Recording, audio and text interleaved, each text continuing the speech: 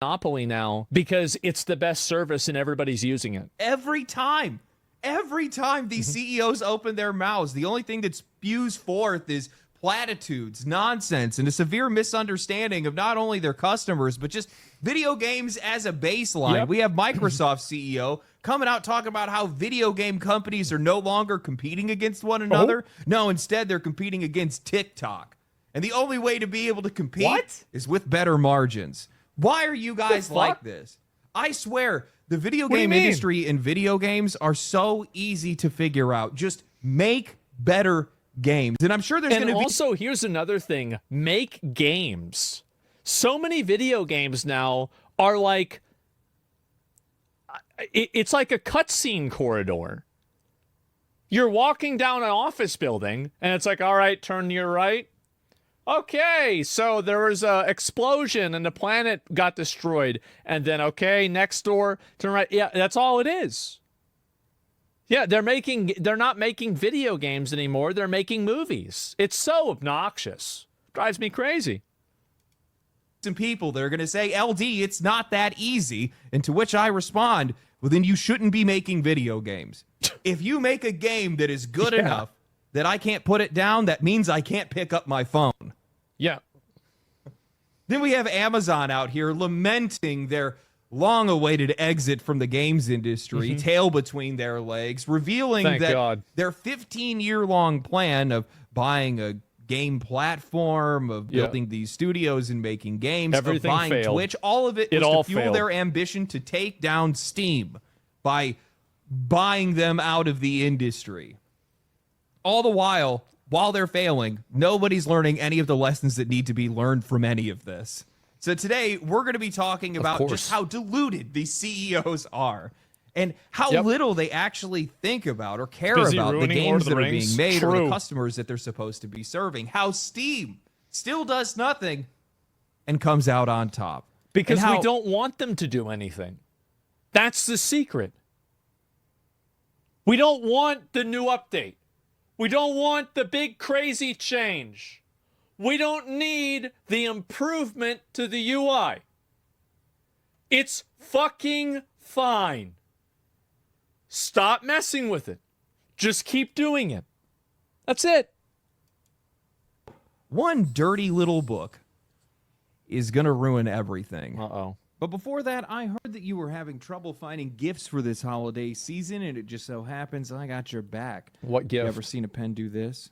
Today's video is sponsored by Novium, the creators of the Hover Pen Interstellar, a pen that literally floats in midair. No tricks, no electricity, just precision-engineered magnets keeping it suspended like it's something out of a sci-fi movie. It's made from aerospace-grade aluminum. It feels great to write with, and it's insane on my desk. The Interstellar even won the Time Award for innovation, and there's a premium version with an actual meteorite embedded in the tip, meaning that you can hold something that is older than the Earth itself. It comes in colors like space black, Neptune blue, and Mars magma, and the packaging alone makes the red one spin faster? A perfect gift for yourself or anyone else that appreciates something a little different. If you prefer something a little bit more customizable, check out the Hover Pen Future, which lets you switch between a fountain pen or a rollerball tip, still keeping that same futuristic design. Right now, you can get 15% off of all Hover Pens for the next 48 hours and 10% after that with free shipping worldwide. Use my code LEGENDARY or click the link in the description or pinned comment. You can also use the QR code on screen to go straight to the website with the discount automatically applied. I think this is a perfect bullshit YouTube ad. It is. This is the perfect as seen on TV call right now, and you're going to get your pen that's older than the Earth. This is what YouTube ads need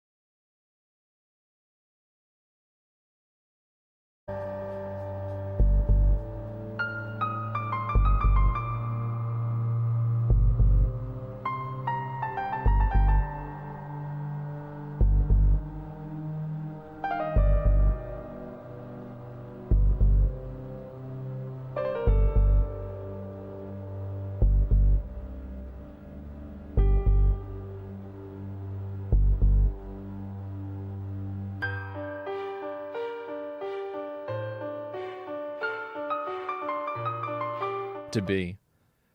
Little things like this. This is perfect. Ovium for sponsoring today's video. For a while now, I've been wondering, contemplating why we have seen such a sharp decline in quality from AAA games. Where a lot of these harebrained decisions are coming from, how quickly this... Because they hired a bunch of retards to make video games. That's the reason why. It's pretty fucking obvious, isn't it? I mean, I feel like it kind of is obvious. Industry has just been carved up, commodified, part and parcel. It just feels like every single move is being made to just make things that much more worse. And I've been trying to just track this mindset down, get a finger on it. And I kept hearing about this book that's titled Press Play, Why Every Company Needs a Gaming Strategy. And it came out this year, and it's been endorsed by multiple brands, most notably by Xbox. And this book is crazy. What a surprise. The whole entire thing is basically a corporate handbook about how more companies need to get involved in gaming, not to make games, but to fuel their revenue, drive engagement, and to monetize attention in the digital age. I haven't even finished this book yet, but the opening chapter of it just tells you everything that you need to know. They start by celebrating Burberry and Balenciaga for selling cosmetics in crypto games. We are so cooked. Oh my God. Attention monopoly. Yeah, this is crazy. They framed the decline of cable television as an opportunity to be able to keep consumers constantly engaged with brand content through interactive worlds and video games. And they actually... Who is this for? People that are like, it should be illegal to sell this book. It should be illegal. You shouldn't be able to sell a book like this. People are going to read it. They're going to make something stupid. They're going to hurt themselves. They claim that this is why Microsoft doubled down on gaming, and it's why they spent nearly $70 billion buying Activision Blizzard back in 2023. Yeah.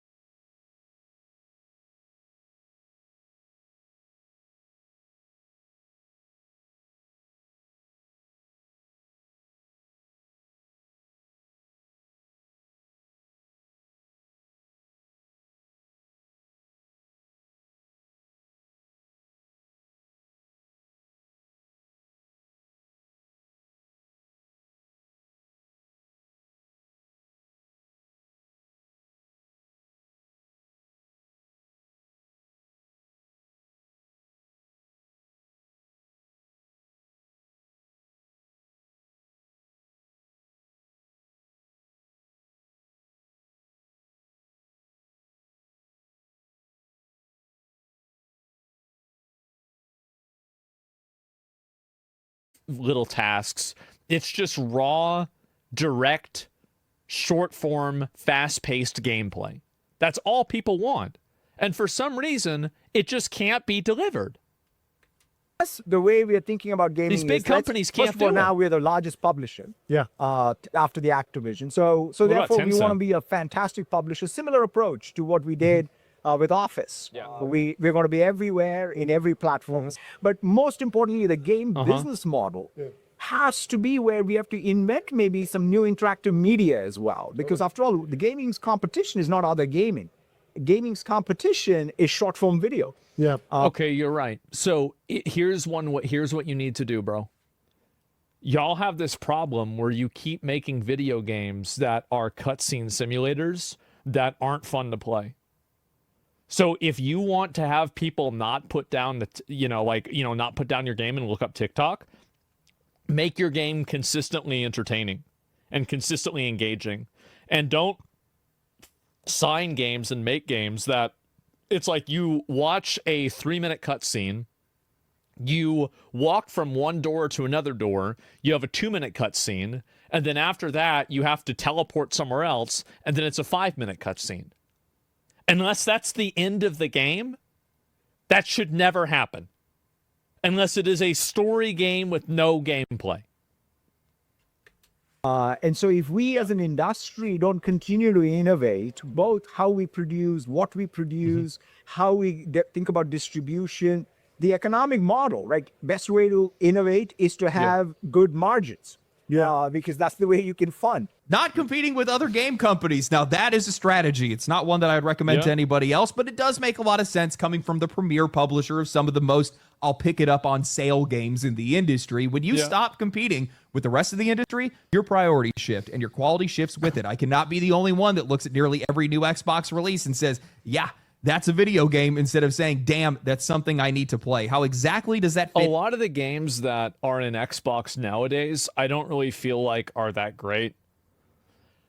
Like, I was really holding out for Doom the Dark Ages. I thought that game was going to be really good, and I just really didn't like it. I didn't, man. I thought it was just very flaccid. Into your business strategy. Extremely and the part flaccid. that really gets me is when he starts talking about treating Xbox the same way that they treated Office. What? The Office business is sustained by other businesses and institutions, not individuals. I don't know a single person that uses Office at home. Most people are using Google Docs, Notion, or Obsidian. The entire model relies on corporate licensing, not customer loyalty, and trying to apply that thinking. I don't know if I'd agree with that. I think that there's a lot of people, there's like an unspoken large amount of people that have home office. I do, because it really, they've spent so much time developing that kind of dependency on it. Yeah, I use Office at home. Yeah, I think a lot of people do, especially older people, like probably not people in our generation, but like even one generation above us, like people that are like 40 and over. I think a lot of them probably have Office. Maybe not a majority, but a lot. Video games just proves how disconnected this leadership is. Their focus is completely shifted. Instead of building great games, they're out here trying to make sure that every single screen can run some version of their ecosystem. It's all about service expansion, tiered access, add-ons, subscription padding, more studios to be able to feed that pipeline, and cuts anywhere that do not serve that loop. When you're not competing with other studios, you are no longer competing on quality. And when you're competing with social media, all you're really doing is chasing engagement. And if your content isn't any good, well, neither is your engagement. Yeah, exactly. Like, the problem is that the video games are just simply not engaging. This is a big problem that I think games have now, is that they are just very simply and very obviously not that engaging to play. I felt that way with Ghosts of Yotai a little bit. I felt that way with Assassin's Creed Shadows. Like, I logged onto the game, like, after I was playing it on stream, and I was pretty much done playing it on stream, so I'm like, okay, I'm going to play it off stream. I asked myself, I'm like, what am I really doing this for? Why am I really here? And then I quit. Bro, just get it over with already. Yep. This is the slowest, most painful exit I have ever seen. Their next console isn't even a console. It's a hybrid console PC, reportedly shipping with Steam already integrated, which from a... Brilliant decision, by the way. Xbox is actually making a great call with this. I totally support this decision. Hardware standpoint Sure, that sounds fine, a mid-range build for people that want to get easier access into PC gaming, but it completely kills the point of Xbox as a platform. If Xbox games are already on Steam and Steam is going to be included with the console, then what exactly is Xbox supposed to be? Steam winning yet again by doing nothing. I am just... Yeah, I think, honestly, the Xbox and... I feel like Steam has integration with... They're probably going to have it integrated with Game Pass, right? And so you're going to be able to play games with it on Game Pass and also with Steam, because they know that you have to have Steam, and also these games run on Windows, because part of like Microsoft's video game strategy is to also create an ecosystem that is continually reliant on Windows, because that's probably where they make a lot of money too. So like it's an entire ecosystem that if you take one more step out of it, you can really see how everything fits together. So tired of the circle that these guys speak in. We're competing with the attention economy. We need better margins. No, you need better games. You want people's attention? Make something that we can't put down. Tons of developers are already doing this by creating something that nobody else has made, or by building a culture of quality that earns loyalty. Tell me how you're competing with the attention economy when the next From Software game comes out. Tell me how that works with the next Larian project that's going to drop. When Sandfall does it, there are studios that are out there that are commanding attention because they deserve it. Look at Baldur's Gate 3. Most players have hundreds of hours in that game. It's a single-player game with no... It's massively fucking popular, and I think that it's shocking how many people still regularly play Baldur's Gate 3. It's insane. New content in 2 years, and it is still pulling 70,000 concurrent players on Steam.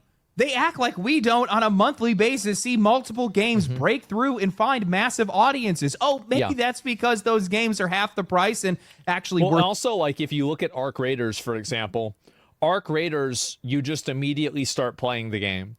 You immediately spawn in, you're playing the game. There's a cutscene, you make your character. There's a cutscene, then you're playing the game again. That's it. And that's all it is. You're just playing the game.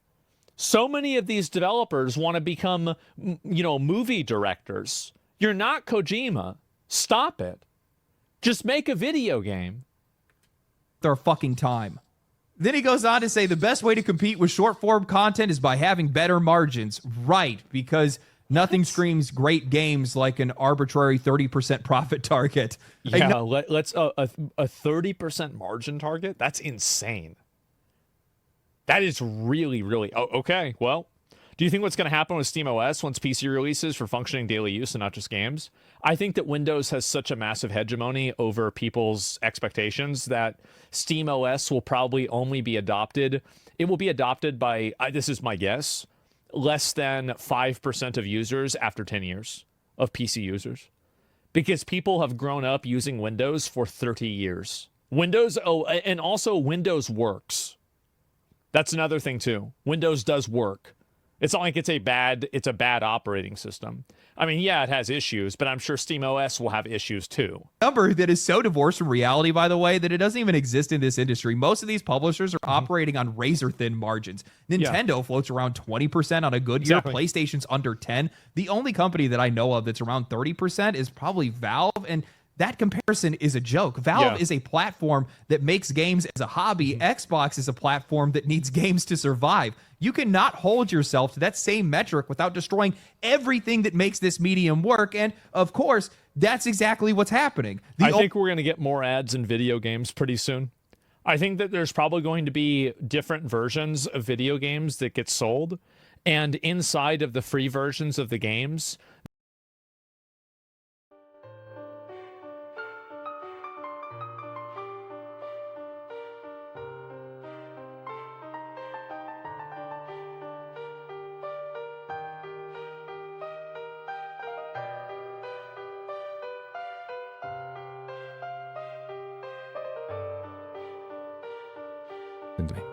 The rest of that email, if I were to read it, would have made the point much more obvious that this was obviously written by a machine and not edited. Control-C, Control-V, no effort whatsoever. And for me, I don't think that that's a bad person. I'm not looking at it as a character failing. It's just, for me, it's just my personal preference. I do not wish to normalize the concept of exchanging with a machine. And more importantly, since people are emailing me stories all the time where I have to do research into the story to figure out if it's real or not real, I do not want to engage with things that were invented by a computer. That increases the likelihood that I come here on this channel and I cover something that's not real and then wind up actually spreading misinformation or bullshit. And the way that I deal with this is I've just created a hard line of, okay, that's AI generated, so I should look into it a little bit more serious. No, I just don't engage. I just like Control W, Alt F4, like close the tab. I don't want it. And the reason for that is the sheer number of emails that I get that are human generated are over 300 a day. I will never have time to answer all of them. I do my best to read all of them. I do my best to respond to all of them. Sometimes it's a canned response. Sometimes you may not hear what you want to hear. Sometimes I may be a little short because I like have 20 seconds to respond to each one of these emails if I'm actually going to read them. But I am not going to engage with a machine. I don't want to do it. And more importantly, I know I'm not going to change the world. I know I'm not going to get everybody to take on my policy. But at the very least, I want to be a part of the change I want to see in the world. And if I engage with content that was generated by AI, then I'm not creating a counter incentive structure for somebody to stop using that shit. And to be clear, when I say stop using it, I don't mean like not use it at all. I mean just the direct Control C, Control V, and not injecting your own voice into it and leaving the Chat GPT generated voice in it. So what do I mean by that? And this is going to be one that's not popular because it's a good story. And also I'm being very, very hardline and strict here. And I'm being strict on an edge issue because most of this article is not AI generated. This is not AI generated. This is from Tom's Hardware about a manufacturer issuing a remote kill switch to disable a smart vacuum after an engineer blocks it from collecting data, which is a story you'd expect me to be excited about on the channel. Now, this article doesn't seem like it's written by AI. When I click onto the source article, which is what I'm interested in, yeah, AI generated picture, again, not really looking to get mad at that. But when I scroll down and I start reading it, let's go over to the part that interested me.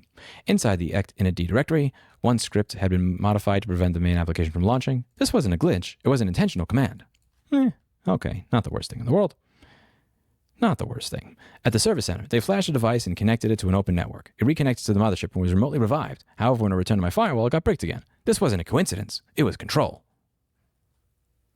Starting to hear the influence there a little bit. Continuing. I may have lost my warranty, but I won back my autonomy. Now my vacuum runs entirely offline. No cloud, no tracking, no stranger access, M-dash, just a local robot that does what I tell it to. And sometimes it's not actually the style of writing, it's the beat. It's the tempo. It's the, like, where, like, the rhythm lands. It's not even the words it's using, just the rhythm. I know who wrote that line. It's not the person who wrote the article. Now this, I held nothing against this person. I'm not mad at them. I'm not angry. I'm not, how dare you? It's not a moral failing in any way. I'm not aggravated at them the way that I would be aggravated at a company that screwed somebody over.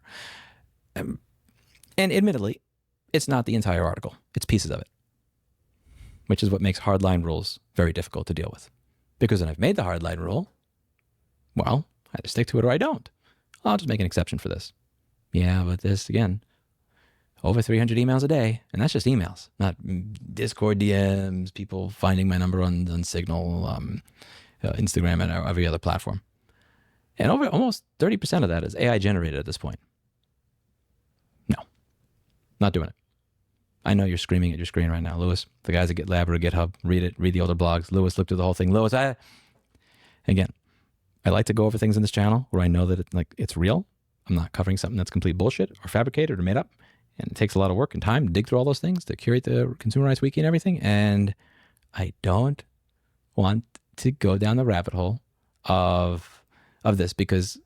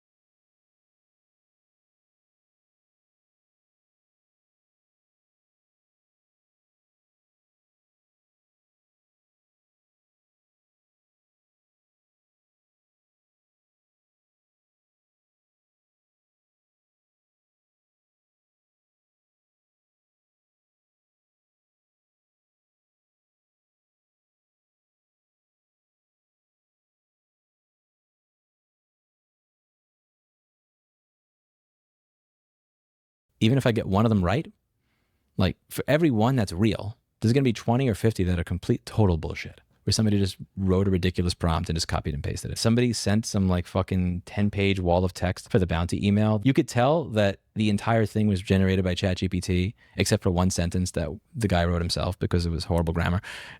Keith read the whole thing. And he actually read and engaged with the entire fucking thing. And I'm just looking at this thinking, yeah, man. Like, so what do you think of this? And it's like, oh yeah, I hit delete the moment that I saw exactly what I saw who wrote it. Like, he spent 30 minutes of his life processing this, and then it finally hit him. Like, I'm talking to this doesn't count, but more importantly, that doesn't count. Like, I spent 30 minutes of my life going over what a computer wrote me. I don't want to do that. There's a difference between some of the fun that I have here. Like, you know, this was a lot of this video was me pretending to be a lawyer, and I use ChatGPT for that. There's a lot of things I use ChatGPT for. I use it for classifying the emails. I love Olama. Love me some Olama, some Mistral. Tag my emails, put them in separate folders so I know exactly where to find them. I will talk to ChatGPT or Claude or Mistral a lot, and I'll ask it questions. I'll ask it to help me with some config files and things like that. But that's different because I'm asking the computer a question, and I'm expecting the computer, the robot, to give me the answer. That's different from me reading news or something where I'm expecting that a human being wrote this. I think it's you, but it's actually the computer. Does that make sense? It hits me the same way that I'm on a date with somebody. Could be the best person in the world, you know, kind, caring, beautiful, and like they're just doing this for like 20% of the time. I'm not mad. I'm not angry. It's just pleasure meeting you. This is not how I want to spend my evening. And I leave. I don't want to normalize it. And, you know, I've gotten responses to these emails that I've written before where it's like, listen, I know machine generated that. And they're honest. Like, yeah, you're right. I completely control-C it. But I was just using it to organize my thoughts, man. Like, why are you so down on that? Or somebody said, I have very mild dyslexia and this helps me with it. And I know people with full dyslexia. They talk to me without using this. Like, don't do that. Don't do that. Don't go down that. No. I felt guilty for a moment when somebody who wrote me this very obvious, like, more than these two, just direct Control-C, Control-V. Like, you know, I have mild dyslexia. It's like, don't do that. Like, I'm not, no. Because like, if I accept it for you, then I have to accept it for the other person that said, well, you know, I got really bad sleep last night and I wouldn't have written this email at all if I didn't have the help of this. So you should just be happy I wrote it at all. Just no. So my policy has been, I don't engage with any of it. 0% of it. None. The moment that I can tell the moment I hear that voice, that cadence, that type of beat, that styling, it's not just about an M dash, but it's so much more than just a fucking M dash. Because I see people say this all the time. It's like, oh, they just don't like the punctuation and the spelling and the grammar are correct. No, that's not what it is, and you know that. It's a writing style, a very specific way of speaking that I've never heard in my entire life. And any of the people I've spoken to, person that runs Gotham Bank in New York before they closed and became, I think, Santander or something to, you know, people in the ghetto. Nobody talks like that. It's obvious. And once you hear it, you can't unhear it. I don't want to normalize it. If you want to have a conversation with me, I'll have a conversation with you. But I'm going to have a conversation with you, not the machine. We can have our fun. It's fun to pretend you're a lawyer. It's fun to use the tools to pretend you're a lawyer. Even afterwards, I told everybody. The only reason that I didn't say in the video I wrote this with ChatGPT is because I was waiting for the law firm to fire their client. And when I wrote this was not a direct copy and paste either. This was me, like, there's a difference between, I go up to the smart kid in the class, like in 4th grade, this kid, Don S., I forget his last name, it's like 24 characters. Somebody, smartest kid in the class, Don, there's a difference between going up to the smart kid in the class and saying, hey, you know, can I get your opinion on a couple of things, and then writing my essay versus, here's $100, write my paper, right? Like, there's a difference there. Like, I use AI, but there's a difference between using AI and doing this. And when I make a mistake and I actually do wind up like just copying and pasting bullshit, I hope you all call me out on it. I've done that for this one wiki article I did where I use I don't like that I don't have a wiki editor on my computer. I don't like that my wiki doesn't use Markdown. I know Markdown. I don't know wiki text very well, so I write in a Markdown editor, and then I don't use Pandoc to convert from Markdown to wiki text because I want the Claude to put in the cargo incident template and all that shit. So I didn't notice that when Sonnet came out in Claude, they switched to like 4.5 or 4.6. It switched me from Opus 4.1 to Sonnet 4.6 or 4.5, whatever the latest one is. It just hallucinates everything. So usually I'll say, do not fucking change a thing that I wrote. Just make it wiki text. Opus listened. Sonnet said, Let me just make up 5 stories that don't fucking exist. And the one time that I don't check it, it's there. Somebody called me out. It's like, hey, what the fuck is this? I'm not offended. I made a mistake. I'm trying to use a new tool. And yeah, thank you for calling me out on that. Thank you, so I can do better. I'm not above this rule either. I hope people enforce it on me as much as I enforce it on them. It's not because I want to shit on people. It's not because I want to, crap on them and say I'm a better person. There's so much garbage on the internet nowadays. I can go on a YouTube or Twitter and I can literally see AI bots arguing with one another. I just don't want to engage with it. I'm not going to normalize it. I don't care if that means that I miss a good story. I may miss a good story from time to time, but for every good story I miss, guarantee there's 100 pieces of bullshit that I'm not reading that would have just rotted my brain for the fact that I even looked at them. For every story that is correct, there's probably a bunch that are garbage. For every email that I get that it may have led to something useful, there's probably 20 or 50 of them that may have been written by another AI just generating prompts to randomly generate emails to people to prank them or fuck with them in general. And yeah, I don't want to read them. I'm not going to normalize it. I want to set this line in the sand that if you want to have a conversation with me, I'm going to have a conversation with you. The one time I break this rule is when I'm talking to people that I don't like. Yes, if you want to sue me for $100,000, I will talk to you through a fucking computer. But that's very different from people that I actually want to talk to. I hear people screaming to the screen, man, look at his GitHub, look at the code, go through it. I don't want to. Yeah, it's a hardline rule. You may think it's stupid, but it's how I protect my brain. I get too much shit every day to engage with stuff that was created by a machine. If I do it once, I have to do it again and again and again. And where does it stop? Best way to deal with it is just not accept it at the very beginning. Hopefully, again, I know all of you wanted me to cover this vacuum story and go over the vacuum story. And yeah, that's why I didn't. I looked at the page. I scrolled through it. I did a quick skim because that's what I do when I get 300 emails a day with all these stories. Looked at it and it's like, you know what? I hear the voice of the machine a little bit too much here. Next. That's why I didn't go over it. Other people have gone over it. Steve Leto went over it. And Steve Leto does a much better job of covering most of these things than I do. He's very entertaining. I highly suggest you check out his channel.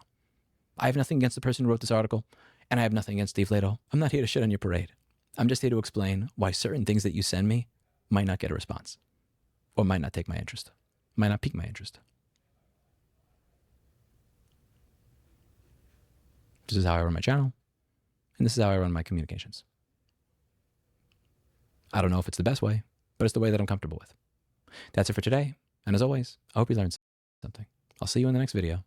Bye now.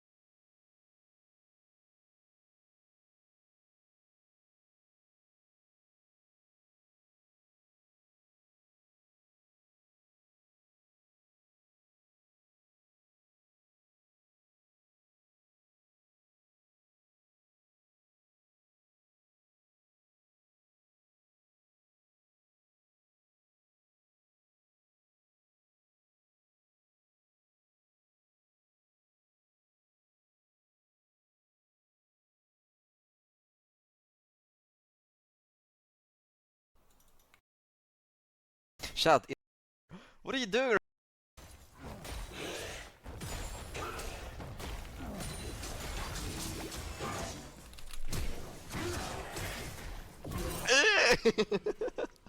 Come on, get the fuck out of here. What are you doing, Rick, then? Who are you trying to die, huh?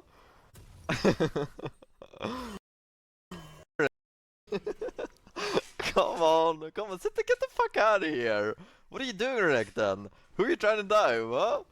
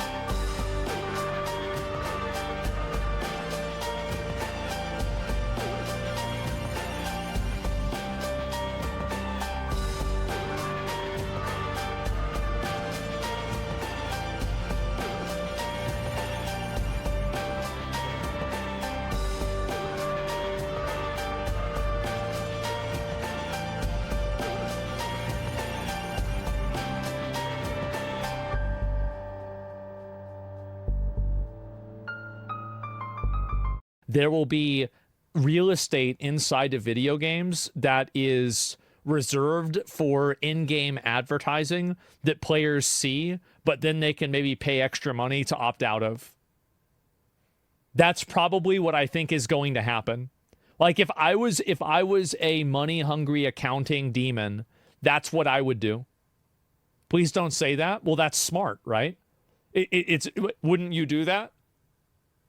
It's already happened. No, but to an extent, won't play the game. You won't play that game until it becomes the game that you're going to play, and then you're going to play the game. I know people say, "Oh, I'm not going to do it. I'm not going to do it." And people will accept this. They will. They will accept it. Only way that Xbox can sniff 30% margins is by gutting itself from the inside out, raising prices, laying off workers, cutting corners, and shoving unfinished games through the door to be able to save a quarter's worth of cost. Since 2024, they have laid off over 10,000 employees. Xbox Game Pass is so far risen in prices. They delayed the $80 price hike, but that's still going to be coming. They've slowed down their console production. $80 video games? Are you kidding me? Holy shit. Because their sales are down nearly 30% year over year, and Outer Worlds 2 somehow launched with worse. I mean, I'm going to be honest. The reason why I don't own an Xbox right now is because there are no good exclusive games on an Xbox that I can't just play with a PC. So Xbox allowed itself to be cannibalized by the PC gaming market. So why would somebody who has a PC that does gaming on a PC also buy an Xbox? Well, you'd buy a PlayStation 5. That way you can play everything. It's just logical. Optimization. And that's what Xbox really needs to overcome. And by the way, this is a consumer-friendly decision that they're making. It's a great decision that they're making for me and for you, for all of us. It's great that they're doing this. W to Xbox for it. But how are they going to make money with Xbox? The console itself has to be valuable. But the same as the Switch is valuable by its innate value of being portable, right? That has an innate intrinsic value. Xbox is basically just a box like PlayStation that plays video games. That's not valuable. Than Borderlands 4, which honestly is a feat in and of itself. And for what? What is any of this for? It's definitely not for the players. We don't even respect the Xbox brand anymore. Nearly every major release under their umbrella has underperformed or just vanished within weeks. The only real success that I think that they've had is the Oblivion remake, but that doesn't even count in my eyes because that was a third party that made that. The best game that you guys ever made was the game that you didn't make, that you just remade. And it wasn't you that remade it, it was these other guys you paid to remake it. Yeah, but you guys really did great there. Good job. Game. This is what happens when you stop caring about competition, when you stop caring about the games, when you start treating your audience like a reoccurring revenue stream. You turn one of the most creative industries on earth into a soulless factory, predictable, devoid of life, safe, and still somehow failing. I hope that you guys realize that none of this actually matters to these guys. None of this even interests them. That book that I mentioned earlier, Press Play, that's the playbook. That's the only thing that these guys care about right now. The opportunity that represents. Other industries, and more importantly, advertisers, are salivating at the mouth, desperate to sink their claws into gaming because they see it as the ultimate frontier, a space where they can feed you product placement and advertisements for hundreds of hours at a time. Who needs... And you used to have these video games back in the 90s that was like Chester the Cheetah skateboarding Super Nintendo game, and it was cool. You used to have a game where it was like, it's a Pepsi video game, and you drive around collecting Pepsis. And it was cool. But now we get this garbage. The 30-minute TV slot when you can instead just live inside of an ad.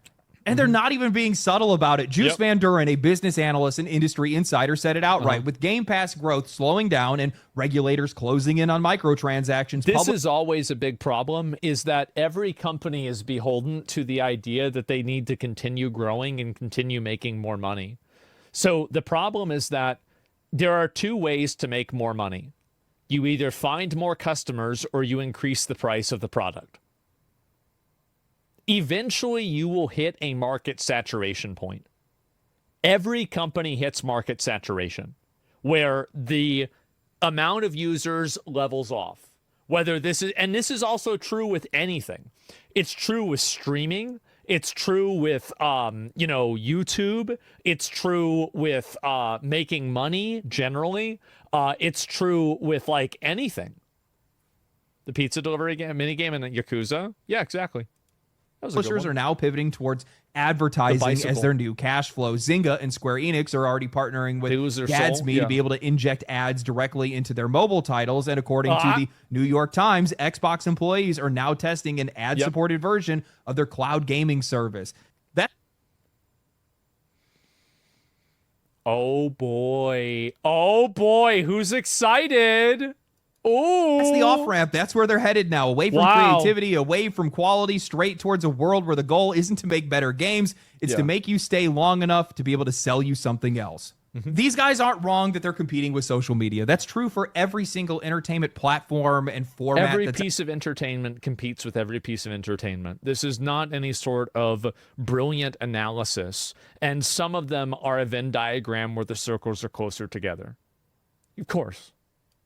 Out there right now, there are hundreds of billions, if not trillions of hours being spent doom scrolling social media. You guys sit here and watch me for 20 plus minutes talking about video games, ranting about video games. But the solution to that problem is not more services. And I can definitely tell you it's not more advertising. It's just make better products, make better games, make something that grabs people's attention.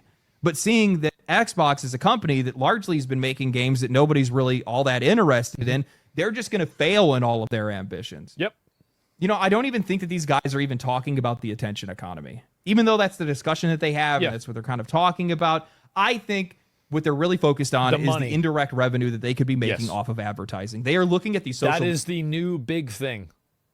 And you are going to see a reduction in fantasy games because more... You know how, like, okay, do you know how one of the driving... You remember, like, a Pizza Hut building? You ever drive by a Pizza Hut nowadays? And now it's maybe a Culver's, or it's a chiropractor place, or it's a veterinary clinic, or it's a bookstore. But it's a Pizza Hut. And now every single store is a box. And the reason why is because a box is a lot easier to sell than one of the old Pizza Hut stores, because nobody wants to look like, oh, we're in the old Pizza Hut building. That's why KFC, McDonald's, Taco Bell, and Wendy's all look the exact same. They do. They're all the exact same. And because of that, you have a total reduction in the interesting types of architecture and design. And I think that the same exact thing is going to happen with video games, because in the same way that the resale value of these buildings drives the lack of innovation and architectural design and uniqueness of these different fast food restaurants, I think that the ability to force inject ads into a more fantasy or a more modern or sci-fi area inside of a video game is much more monetizable. And because of that, it's going to create a positive feedback loop around creating video games that way, because they will be easier to get funded because you can expect to make revenue from more places. I know. Sounds like a sad world. Ghost, but you're right. Yeah, that's what's going to happen. It's obvious. Media companies. So when they say we're competing with these social media companies, they're talking about how these guys have super low headcounts, barely do nothing, and all of their money is made through advertising. They see that and they want it. Clip that, by the way. Back in 2024, ad spend was some odd $1 trillion or over $1 trillion. They want a piece of that pie, and advertisers want access to this industry, and that is a terrible combination to have together. I don't think that it's going to work. Well, personally, it's a problem because advertising already worked. That's why you're playing the product. You're already the fact that you own the product and you're using it means that the advertising worked. I just don't see it happening, because maybe it'll work in some spaces, but with the declining quality of AAA games and the increase in competition that we're seeing from independents, most people are just going to turn and go in another direction. Why do you think I would want to sit around and watch ads in a video game, let alone pay for a game that would have advertisements in it? Yeah. Well, I could make ads in a video game, let alone pay for a game that would have advertisements in it. Yeah. Well, I could maybe see that kind of thing working in the free-to-play space. Sure. but chances are that's way too narrow for the kind of money that these guys want to make. Well, even in free-to-play games, a lot of that is problematic too. It's not like it's a huge amount of money. The majority of money they make is from microtransactions, to the best of my knowledge. Because also a lot of the people that are free-to-play games are extremely popular in third world regions. And in a lot of these free-to-play games in these third world regions, the ad pricing is much lower. Would you rather advertise to somebody that has a country with GDP, an average annual income of $5,000 or $50,000? Well, I wonder. It's obvious. That's not what they want. They want it everywhere. South America, they want to hold East nothing Asia, sacred. Yeah.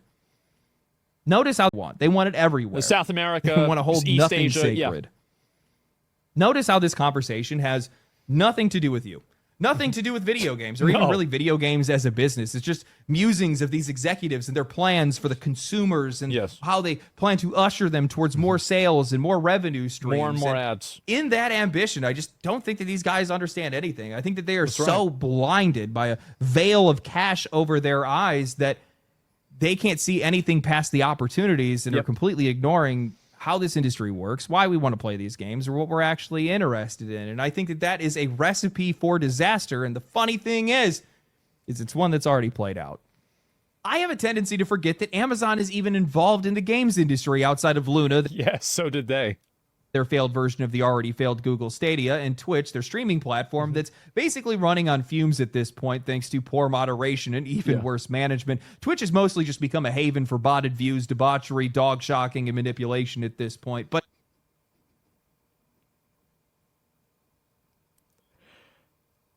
don't forget sexual assault. Amazon has made and published games. Heck, they even have their own storefront built right into the Amazon website. And if you've ever clicked it, you'll find Jackbox sitting next to Rope Hero Combat Spider Battle, Naughty Schoolboy Escape, Breaking the Chains, and My Spa Salon Spider Battle. Naughty, you'll find Jackbox sitting next to Rope Hero Combat Spider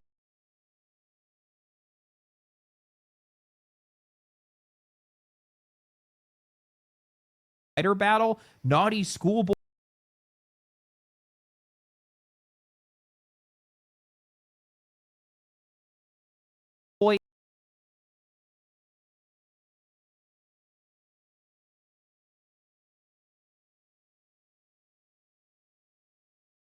Escape, Breaking the Chains, and My Spa Salon Massage Simulator.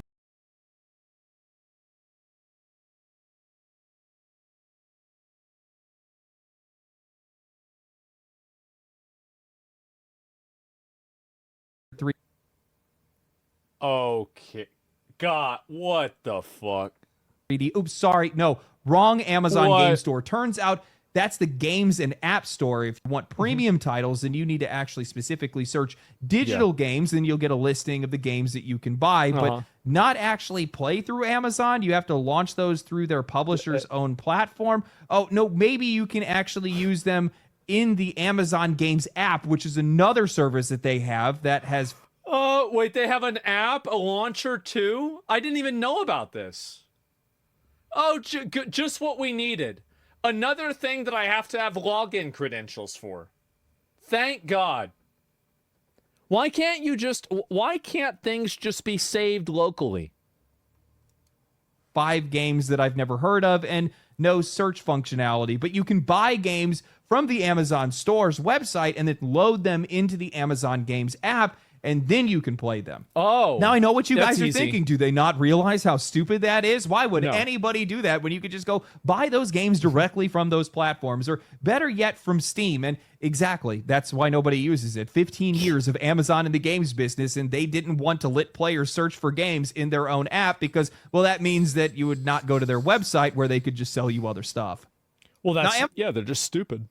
The people that run these companies, you need to understand something. A lot of the people that are in leadership positions inside of companies are functionally fucking retarded. I've had to deal with some of these people myself. They're loser retards that don't know anything. And if they didn't get in through some form of nepotism or some sort of luck 20 years ago, they'd be living under a bridge. And unfortunately for all of us, they're an executive at a company.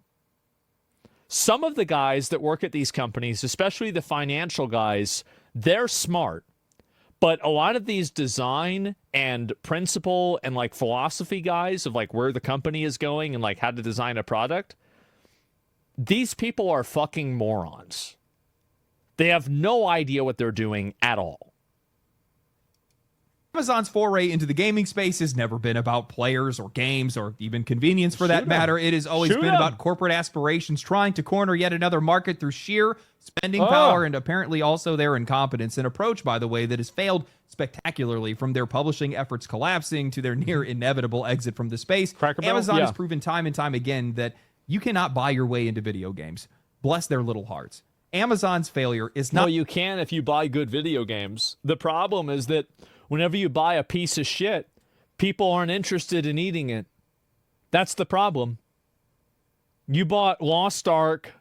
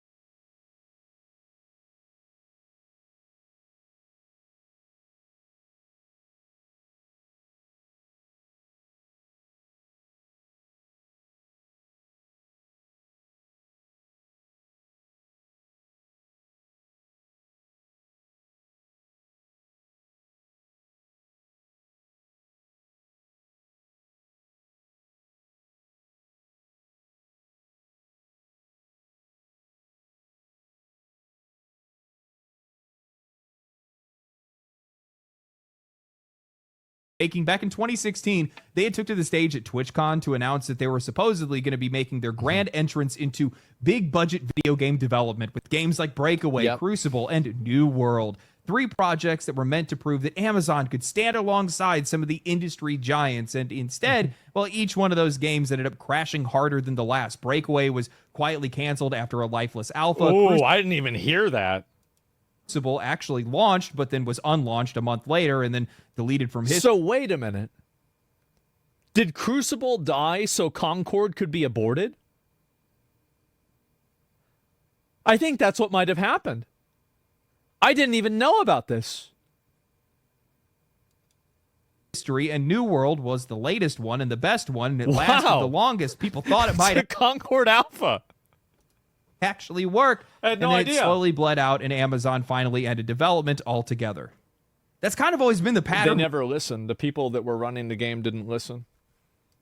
With these guys, it's a lot of big talk, poor execution, a lot of money wasted, and a lot of messy endings. And it's defined Amazon's entire history in games. After nearly a decade of trying, all they've really accomplished is, well, nothing. And the craziest part is that none of this was ever about making games or video games themselves. Yes, the act of making games was never for the purpose of making games. Their entire plan was to disrupt Steam. That's what former Prime Gaming VP Ethan Evans had admitted earlier this. Yeah, they want to have they want to be able to get the 20% that Steam is getting. It's pretty simple. Year that their entire goal was to take down Valve's platform, and their reasoning, we're bigger and we can do it. Yep. Reading Ethan Evans' post directly from LinkedIn, as VP of Prime Gaming at Amazon, we failed multiple times to disrupt the platform Steam. We were at least... The reason why is because of distribution and production. So basically, back in the day, big companies could bully their way into spaces that they didn't really belong into because the amount of distribution was very limited and the channels were extremely traditional and very much legacy channels. Like, for example, getting your video game on Super Nintendo was a lot harder than getting your game on Steam, for example. Now, anybody can use a product. Anybody can go download a app or anything like that, and word of mouth advertising, which is the strongest form of advertising, by the way, totally overrules any of this.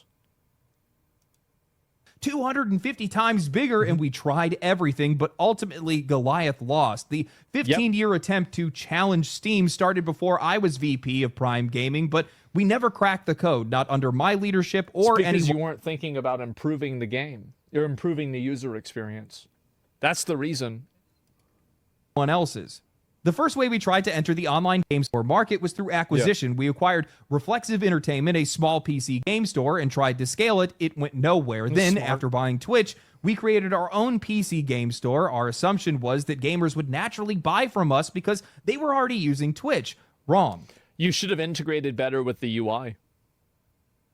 You could have maybe done this if you could have integrated better with the UI and had it directly transition to Amazon. But you didn't. It was bad implementation. Like, this is a decent idea. It's just badly implemented. Finally, we built Luna, a game streaming service that let people play without a high-end PC. Around the same time, Google tried the same thing with Stadia. Neither gained significant traction. Way the whole too time, early. Steam dominated despite being a relatively small company compared to Amazon and Google. The mistake was that we underestimated what made consumers use Steam. It was a store, a social network, a library, a trophy case, all in one, and it worked. At Amazon, we assumed that our... Most importantly, it was not invasive. Steam is not invasive in the way that the Epic Game Launcher, the Battle.net launcher is invasive. Steam is just a thing that plays your video games. People don't want an experience... And it has reviews on it, too. That's another big factor. People don't want an experience. They don't want your user acquisition to fit into their larger business model. The users don't care about fitting into your business model. The users just want to play their fucking games. So every single time that you put something in the way of that, you are putting yourself at odds with your customer. And whenever your business model makes money, when you put yourself at odds with its customer, you have a business model that will fail. size and visibility would be enough to attract customers, but we underestimated the power of existing user habits. We never validated our core assumptions before heavily investing in solutions. The truth is that gamers already had the solution to their problems, and they weren't going to switch platforms just because a new one was available. I think that's a very fair analysis. Steam doesn't have any problems, so why would people change? True. We needed to build something dramatically better, but we failed to do so, and we needed to validate our assumptions of our customers before starting to build, but we never really did that either. Just because you're big enough to build something doesn't mean people will use it. Exactly. Man, that last line really says it all. Just because you're big enough to build something doesn't mean people will use it. It's the most honest thing that I think I've ever heard a tech executive say, and they somehow still don't understand what it means. We fail to understand. I think that a lot of these guys understand stuff well in retrospect. Like they know how to evaluate mistakes, but they don't know how to turn that evaluation into a good decision-making process for the future.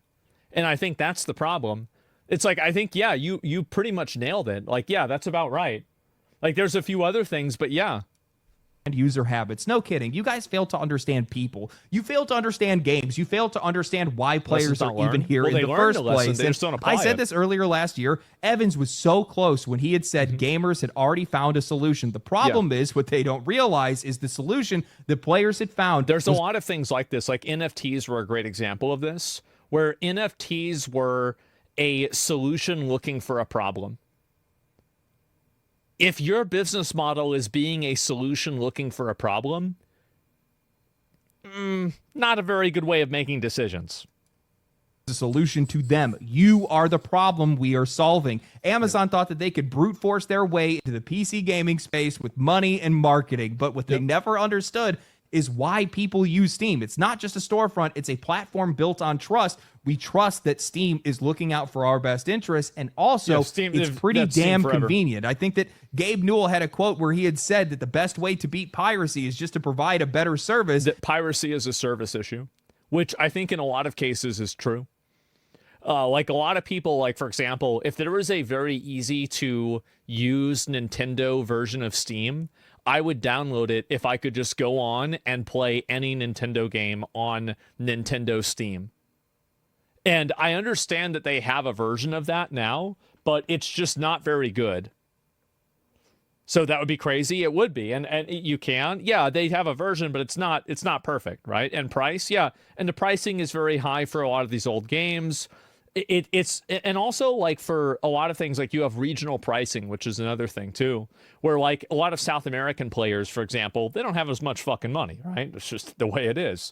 They don't have as much fucking money, and because of that, they need to have cheaper prices. So if you want to hit the South American market, you can't be selling a game for $60. That's just how it is. Yet here you have Amazon putting out a storefront with 12 extra steps beyond just clicking buy and playing a game. I wonder why you failed. Or 6. Valve is not some faceless corporation that's chasing quarterly growth targets. It's a company that is ran by people who actually understand the medium and the customer. When Valve is making changes, as long as they're not being forced by credit card holders, it almost always is in favor of the developers or the players. Keep in mind that these guys have banned ads in games. They've held developers to their release schedules and more. They give creators real tools. They don't. And also because Valve sees the value in that. Not only are you holding them to a higher standard, but whenever a person has a bad experience with a video game, they have a bad experience with Steam. So when a video game is a scam, you know who they contact? Steam support. And dime their users at any given chance. They just treat the ecosystem like it's a living thing, not a cash register. Meanwhile, Amazon thought that they could just buy up a storefront, buy Twitch, throw some cash at some streamers, and make some live service games that are constantly pumping engagement, and that would make them relevant. But nobody... Well, this is another big issue that like a lot of companies have, and you know, I'm a streamer, so it's like, why would you self-report it? But it's true that you can't pay streamers to make a game popular. You can pay streamers to show people a game, but there are a lot of games that, for example, like remember Halls of Torment, whenever I played that game, and the video that I did of it got like 1 million views, and it was super, super popular. But the truth is that, like, you know, there weren't really that many people like streaming it besides me, and the game was good, and it, like they didn't have any marketing really besides that. And after I played it, the population for the game went up like crazy, right? Uma Masamune is another one too, right? They didn't pay anybody. The game just grew and blew up in America because it was popular, and it had like this gimmick to it that I thought was really funny, right? And I think a lot of people thought it was funny, and it also played relatively well, and it was a good gameplay loop, right? And so the big problem that a lot of these developers have is that they think that they can rely, this is what Diablo 4 does, is that these big companies think that they can rely on a bunch of stupid, uninformed like players to just buy the games up anyway. He cared because it wasn't built for them. That's the one thing that these guys can't seem to get through their heads, and it's that it doesn't matter how much money you have if you aren't selling something with the customer in mind. I think that this is the end of Amazon's adventure in gaming. While we've already talked about the platforms that they built and the games that they've developed, do not forget that these guys, their publishing record is the brown Midas touch of modern gaming. Lost Ark, Throne and Liberty, Blue Protocol, all these games brought to the West under Amazon's banner, every single one of them disasters in their own way, inflated player counts, botted numbers, performance issues, relaunches, and suffocating monetization. Each one of them a reminder that their interest was never in the player experience, only in extraction. Yeah, exactly. Like, and each of these games, like for example, New World had so many problems at release that they could have listened to the players for, but they chose not to. They chose not to listen to the players, and they went and they did what they wanted. And it was a failure because of that. Honestly, I am so glad to watch these guys fail because it's the same road that Ubisoft went down. It's the one that Microsoft is already walking. The creative voice, the empathetic voice, the one that actually understands the player, has been completely replaced by executives who see art as leverage and culture as an algorithm. These companies think that they're competing for... The problem is that they're not entirely wrong, but they don't understand that you need to have something that is appealing at a core level that people actually want to play. It's actually true that, yes, a lot of people, like, algorithms matter a lot. Like, being able to get videos out and make sure that your game is seen matters a lot. But it doesn't matter how much of that you do if the game isn't good. And that's the big problem, is that so much money gets invested into marketing when a video game that's very good will eventually probably do well. Many of them eventually do well. Maybe not immediately, but eventually. And you really, I mean, spend more money on actually making the game good.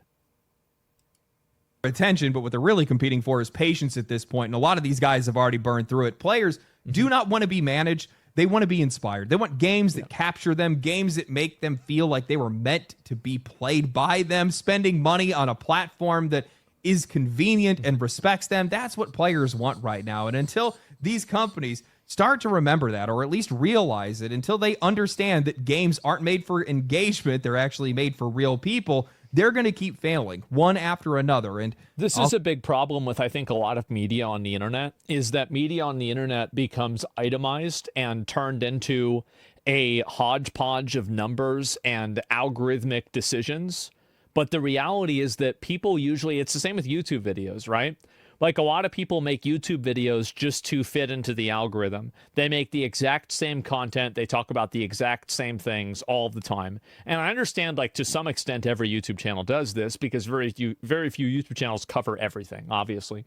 But what I'm saying is that videos, like, for example, like the H3H3 Vape Nation video, right? Like, back in the day, kind of experimental, random videos like that are a lot less common nowadays, because it's much easier to just simply continue pushing out the status quo content that will make people happy on a general sense, right? It is.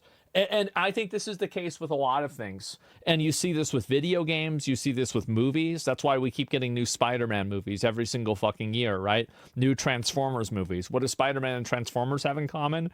Kids usually watch the movies, and they also have a lot of action figures attached to them. So the idea of selling this movie also has another component of merchandising to it. It's kind of what I said before about Pizza Hut, right?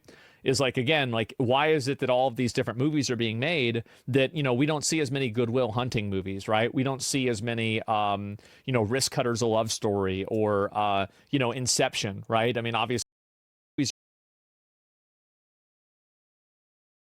are being made that, you know, we don't see as many Goodwill Hunting movies, right? We don't see as many, you know, Risk Cutters, a Love Story, or, you know, Inception, right? I mean, obviously that was made by Christopher Nolan, so you probably see a couple more of those. But in general, like, you don't see as many of those movies, but you do see a lot of these movies that are based around merchandising, IPs, and other things like that. It's because they can make money inside of a larger scope. Keep making videos on them. It is wild for me to hear one of these executives come forward to tell people that their plan essentially had nothing to do with video games or even players for that matter. It was all just an effort to be able to conquer Steam and hijack their revenue. This is like somebody that wants to coach professional sports that's never played the game or even watched it for that matter. You know nothing. You don't know anything about the game, the players, nothing. It's just somebody that's just trying to go through the motions and believe that they're going to get people that try to buy their way into an industry without understanding it. I think that, like, for example, remember when Michael Bloomberg tried to run for president? That didn't go very well. Even though he had like $20 billion and he paid everybody to support him, it didn't make a difference because it was a bad product. Fundamentally, it was a bad product. And you cannot solve that problem with money. The outcome that they want just because they spent money on it. But that's just not how any of this stuff works. It's faking it till you make it at a corporate level. I told you guys, they have no idea what they're doing in some of these companies. Nobody wants to listen to me. Now thinking about it, he laid out their entire plan. Twitch was a part of that plan. Looking at that platform, with as many issues as that platform has, it's not profitable. Its moderation is terrible. It's constantly in negative headlines all of the time. Yep. Why would you hold on to that platform anymore? I feel like we're probably... I think that Amazon has a tremendous value with Twitch. I think Twitch gives Amazon a de facto hegemony over the entire Western market of live streaming. It does. It is a massive, incredibly valuable platform. But the problem is that they don't utilize it in ways that they should. So that's what I'm saying. It spreads propaganda. Well, it's not about propaganda necessarily. It's about how it fits into their content ecosystem and their product ecosystem. In the same way that, remember what I was saying before about how Game Pass fits into Xbox, which fits into Windows, which fits into, you know, maybe Azure Cloud or something else like that, right? If you're doing cloud gaming, and you have all of these services that are fitting together inside of an ecosystem. In the same way, Twitch fits into the Amazon ecosystem as well. And I think that Twitch does have a lot of value to Amazon. It's just that Amazon doesn't really capitalize on it. And I think the people that are running Twitch are generally incompetent. That's what I would say. We're going to be hearing some news on that pretty soon, especially with a lot of layoffs that I've seen them have, especially when a lot of those layoffs are coming from key leadership as well. But I can't imagine they're going to hold on to the company. I just don't think they will. I mean, I could maybe make the argument. I think that they will. I'm fairly certain that they will, at least for the foreseeable future. That it's a loss leader for Amazon Web Services. I think I've heard Asmongold make that argument before, but with how politicized and polarized that website has become, there's no way. It's only going to have a negative effect anymore. Well, the problem really is that, and this is the issue, it's that the politicized and polarization of Twitch is an extremely top-heavy issue. So basically, it's me, Hassan, and like 5 other people that are causing all of the social media outrage problems with Twitch. But the issue also is that we are the ones that are representing the platform because of the way that the platform shows streams. So anybody that goes to Twitch is going to see one of our streams at the very top, right? And then they see that and they think it's the entire website. The fact is that there's people that say worse stuff than we do on YouTube all the time, and we're also on YouTube too, but YouTube doesn't have this problem. It's because the YouTube algorithm allows people to ignore content that's problematic or annoying to them much more easily than the Twitch algorithm does. The Twitch algorithm is basically just the more popular you are, the more visibility you have. So the problem is that when something is really popular, but it's also very controversial, that is what's effectively being represented on the website on the front page. So really, and I don't know how Twitch can solve this problem either, because if they start giving other random channels, you know, front page or something like that, or hurting, you know, bigger channels' discoverability, you're going to have those bigger channels lead to YouTube or Kick. So like they're kind of stuck in a catch-22 with this. But the truth is that the problems with Twitch are actually very, very centralized around a small group of people, right? Like, so for example, if you look at, like, you know, all of the combined viewership from every problem viewer, let's say, or problem channel, is, let's say, 120,000, right? 120,000 average viewers. If you look at this right here, that is less than 10%. That means over 90% of the content has nothing to do with that. But the problem, and YouTube has so much politicized content, it's everywhere, right? But the reason why it's not an issue is because you don't see it. Whereas on Twitch, it's on the front page. That's why everybody was keeping talking about hot tub streams all the time. Hot tub streams are less than 1% of the traffic on the entire website. Really? It was less than 1% of the traffic. But if you read Twitter or you go on TikTok or Instagram, people think it's half the whole website. It's just a misrepresentation that's created by Twitch's algorithm. That's and again, that's Twitch being bad. It's funny that Amazon talks about how they were trying to compete with Steam, but these guys never understood or learned the golden rule. Steam is not an angel, okay? They do some heinous stuff. CS skins, as an example, an entire microtransaction ecosystem that has its own economy that's attached to it. Yep. To the likes that nobody has ever seen before. It's insane. But never compromise the quality of their games or the convenience and quality of the service. You never do that. And that's what these guys make sure that they never do. Yeah, exactly. They never make the product worse in order to make more money. And I think that that's what Epic Games does a lot, is that you get all these pop-ups, you get these updates and everything. And this sounds really good from the perspective of Epic Games. But like, as a user, whenever I get a pop-up like that, I want to uninstall Epic Games because I don't want a pop-up. Why would I want a pop-up? That's annoying to me. This is sales 101. You can pull some heinous stuff. You can do some gnarly things to customers. You can drain their wallets.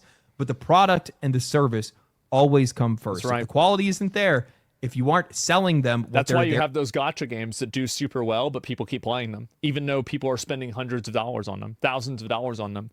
It's because games like Genshin, Honkai Star Rail, Wuthering Waves, etc., they're good games. Fundamentally, they are good games.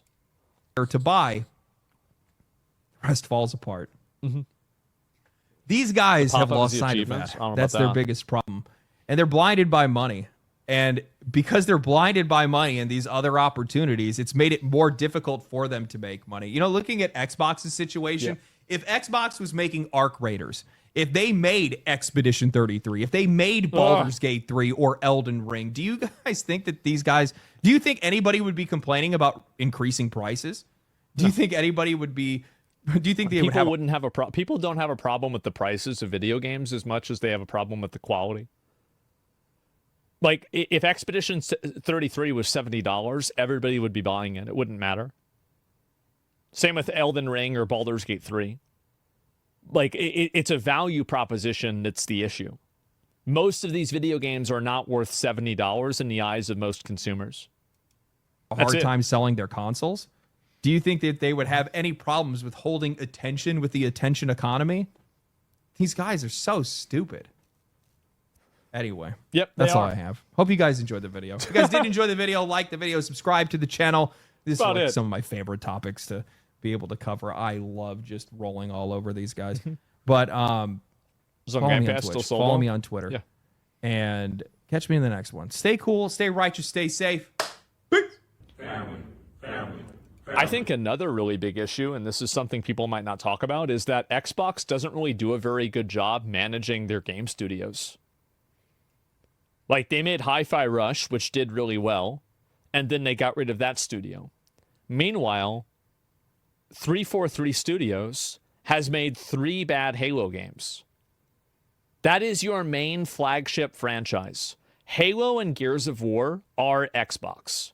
Those are the premier prime Xbox video games. And if you can't make good games for those two, nothing else matters. That is the only thing that makes a difference, right? I bought an Xbox to play Halo. I bought a 360 to play Gears of War. That's it.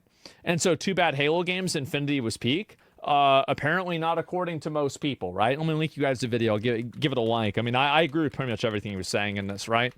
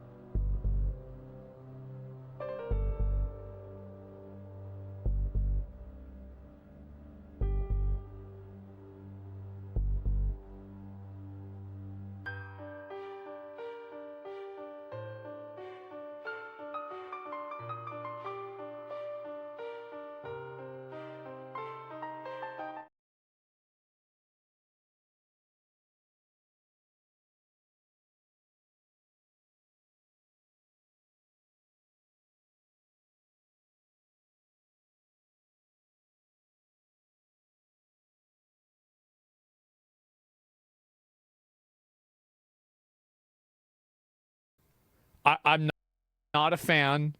I don't like the people that are running it. I don't want them to have nukes. And I would even support U.S. intervention to prevent them from having nuclear bombs. Nuclear bombs that are under control of a, insane extremist Islamic government, I consider an existential threat to the entire world. So yeah, like I'm fine with that. But that doesn't mean we have to fund and have politicians owned by Israel here. Like, we work with other countries to solve problems constantly without these other countries having the flag of that country next to the American flag. We do this all the time. Israel is not saying death to America in the streets. Listen, a lot of Iranians don't even like the Iranian government either. You have to remember that Iran before 1979, there's a lot of people that are alive now that were still then. It's not like every Iranian hates Americans either. A lot of them are under an oppressive, religious, extremist government that is militaristic. It's basically a terrorist government. And they're not even able... Do you know the reason why we didn't get a lot of footage out of Iran whenever Israel was bombing them?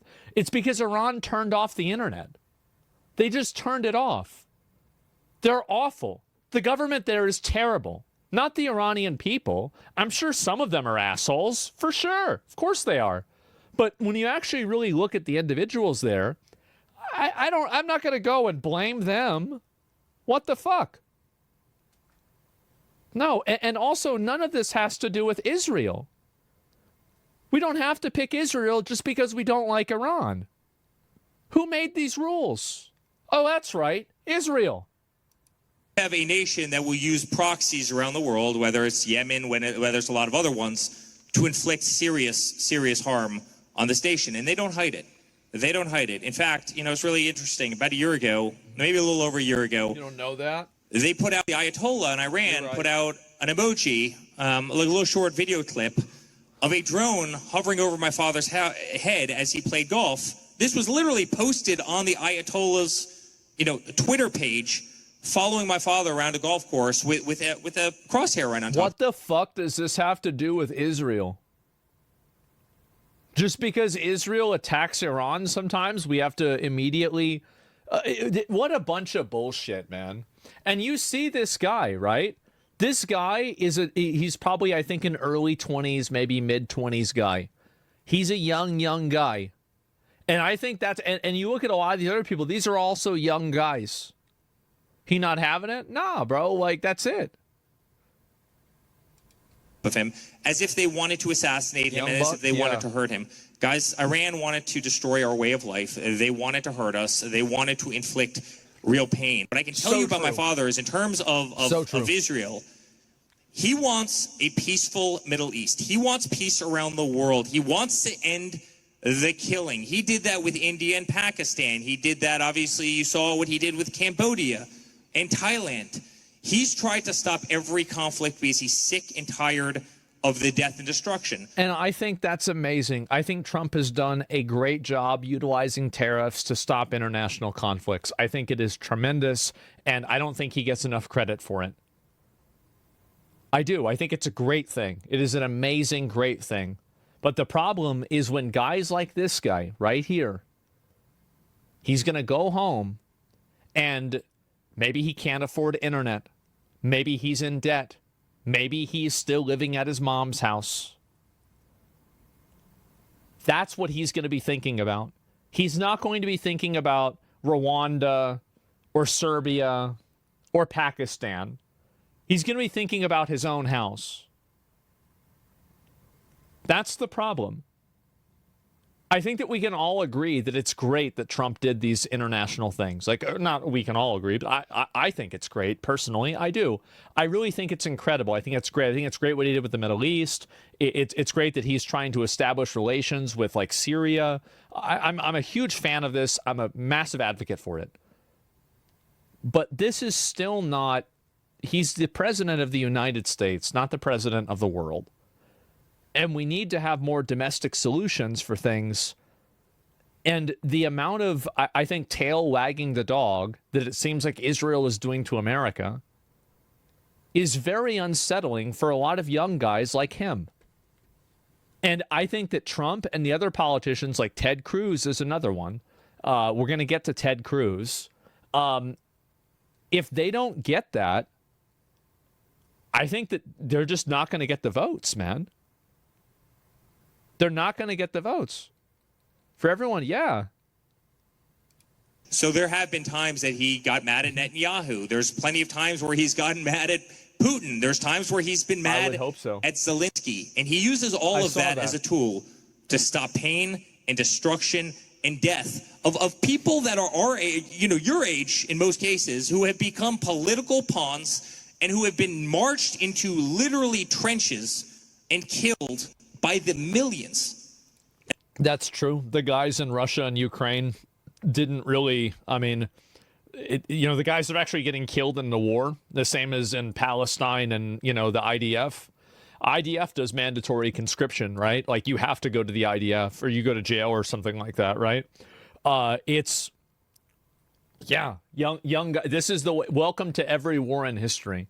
Every war in history is started by old people and then young people die in it. That's what happens. And that's what my father wants to see end right this second. And that's why he's worked so hard for peace around the world. In fact, Donald Trump is the only president in United States history that's never brought America to war. And I hope he keeps following in that crusade. Can we get a follow-up? In response to the nukes from Iran, Israel has nuclear weapons and is not a part of the IAEA, unlike Iran.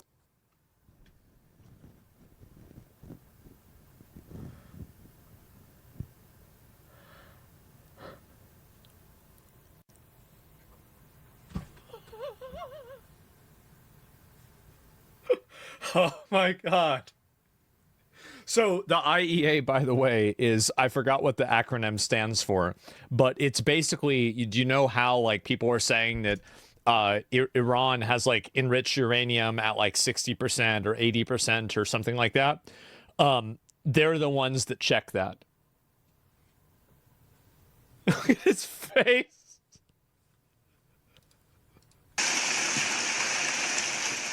In response to the nukes from Iran, Israel has nuclear weapons and is not a part of the IAEA, unlike Iran.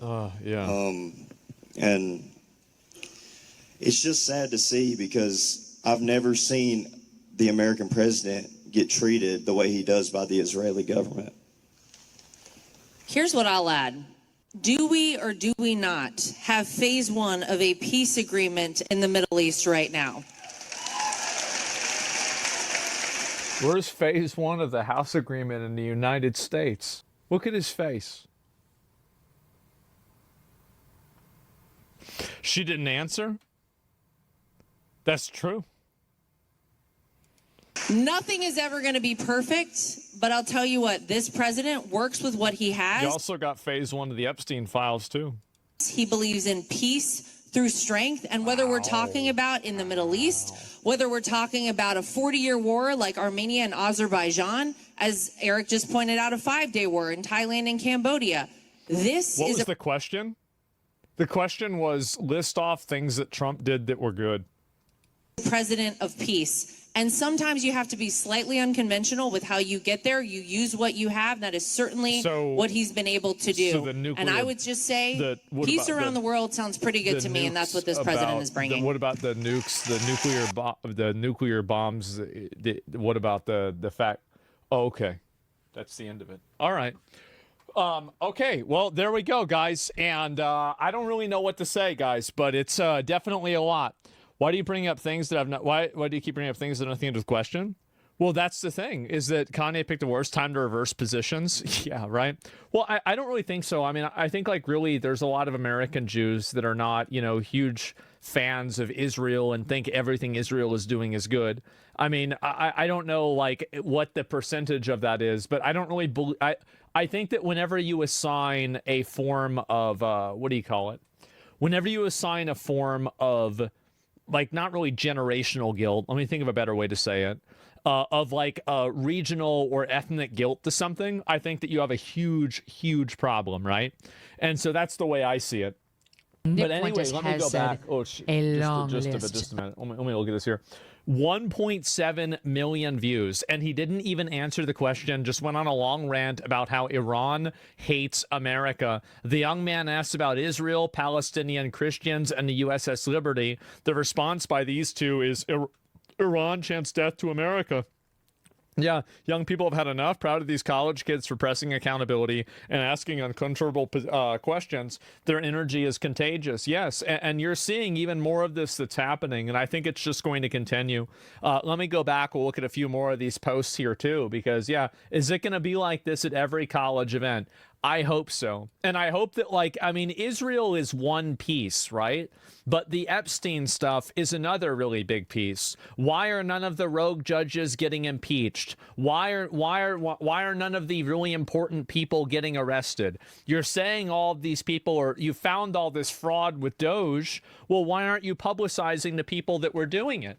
Like, and these are really what the issues are, I would say. I think this is what a lot of people have a problem with. More than anything, that's at least what I believe. Now, obviously, it's not a 100%, but in general, I think that is overall the way that people feel about this.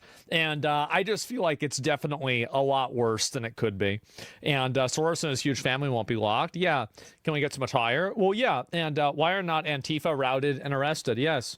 Groypers are everywhere. Country's hard. Yeah, there's a lot of people, right? It's fucking over for you guys. When we realize Fox News lines don't work on a generation that's been exclusively fed bullshit and false promises since we were born, you can't gaslight America any longer. Man. Isn't it crazy to see people actually collectively waking up, at least to a degree? I really think this is, it's genuinely shocking to me, if you want me to be honest. It's actually shocking.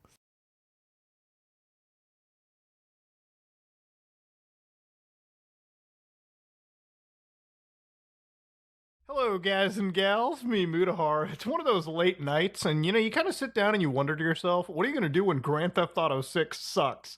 Now, in the world of GTA, there's really not a lot to talk about, and, I would make more GTA content, but the reality of it is that we're sitting on an actual drought. If there was an island where there were, if we were in a survival situation and you had to pick a game franchise to stick around, there's really not many game franchises that rival GTA when it comes to absolutely giving the fans nothing, okay? In fact, right off the top of my head, I can only think of one other franchise, and that would probably be the Elder Scrolls, okay? Those guys are sitting with an announcement God knows how long ago, and there's literally no mention of the Elder Scrolls 6. At least us GTA fans at least know that a game is coming out with a set release date.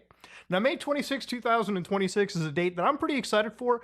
200 days away, literally from now, okay? So I am pretty ready to see Grand Theft Auto 6. But the reality of it is that I have hyped many games in my time. And, usually when it comes to hyping video games, it either ends up being really great, or in most cases, and I would say 99% of them, usually a letdown. Now, there's only one game that I've ever actually hyped myself up for that matched the hype, and that was probably Halo 3, okay? I genuinely enjoyed every single aspect of that game when it came out.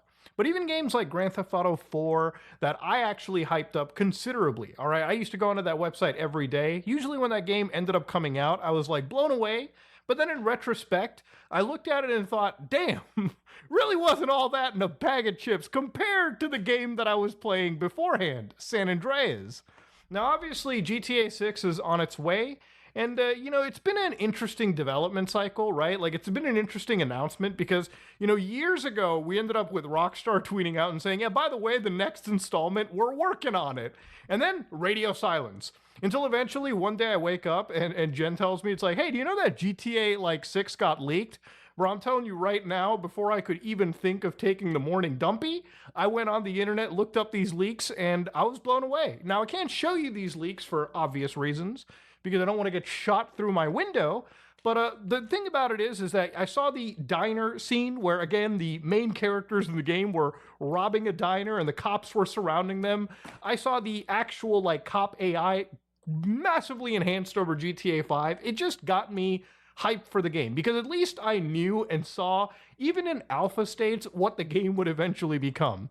And then, of course, down the road, they randomly just had to release the first trailer because a bunch of crypto bros were releasing it before Rockstar, and it broke the internet. It was a genuinely amazing looking game. And 6 months ago, obviously, we saw trailer 2. And of course, in 6 months, we've heard not a peep from Rockstar, okay? It's to a point where Rockstar fans are, I shit you not, looking through the moon phases. I mean, we had the whole moon phase conspiracy where people were looking at the moon phases of Grand Theft Auto 5 and trying to use divine charting, I shit you not, to figure out GTA 6 information.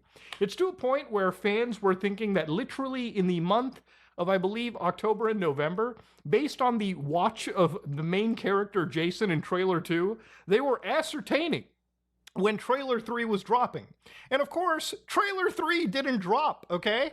All right, simple as that. Now, I have a simple rule about life, is that set your expectations so low so that if something doesn't happen, you will never be disappointed. And I think that's what makes me cope with this entire situation better than the average Grand Theft Auto fan. Now, obviously, I'm not doing nothing while I'm waiting for GTA 6. I am obviously replaying a lot of my favorite games from Rockstar, so that would be like games like Bully, Manhunt, but more specifically, I'm just playing through older Grand Theft Auto games, and I've decided to do something that will help pass the time, is actually do the 100% checklist on them. So basically, for every Grand Theft Auto game, or really most Rockstar open world stuff, there's a 100% checklist. So basically, if you find all the collectibles, you do all the side missions, all of the content, you will achieve a 100% status. Now, obviously, it's kind of a shame when you go to Rockstar's website and you find out very quickly that their featured games are Grand Theft Auto 6, GTA 5, and GTA Online. They're literally both the same game.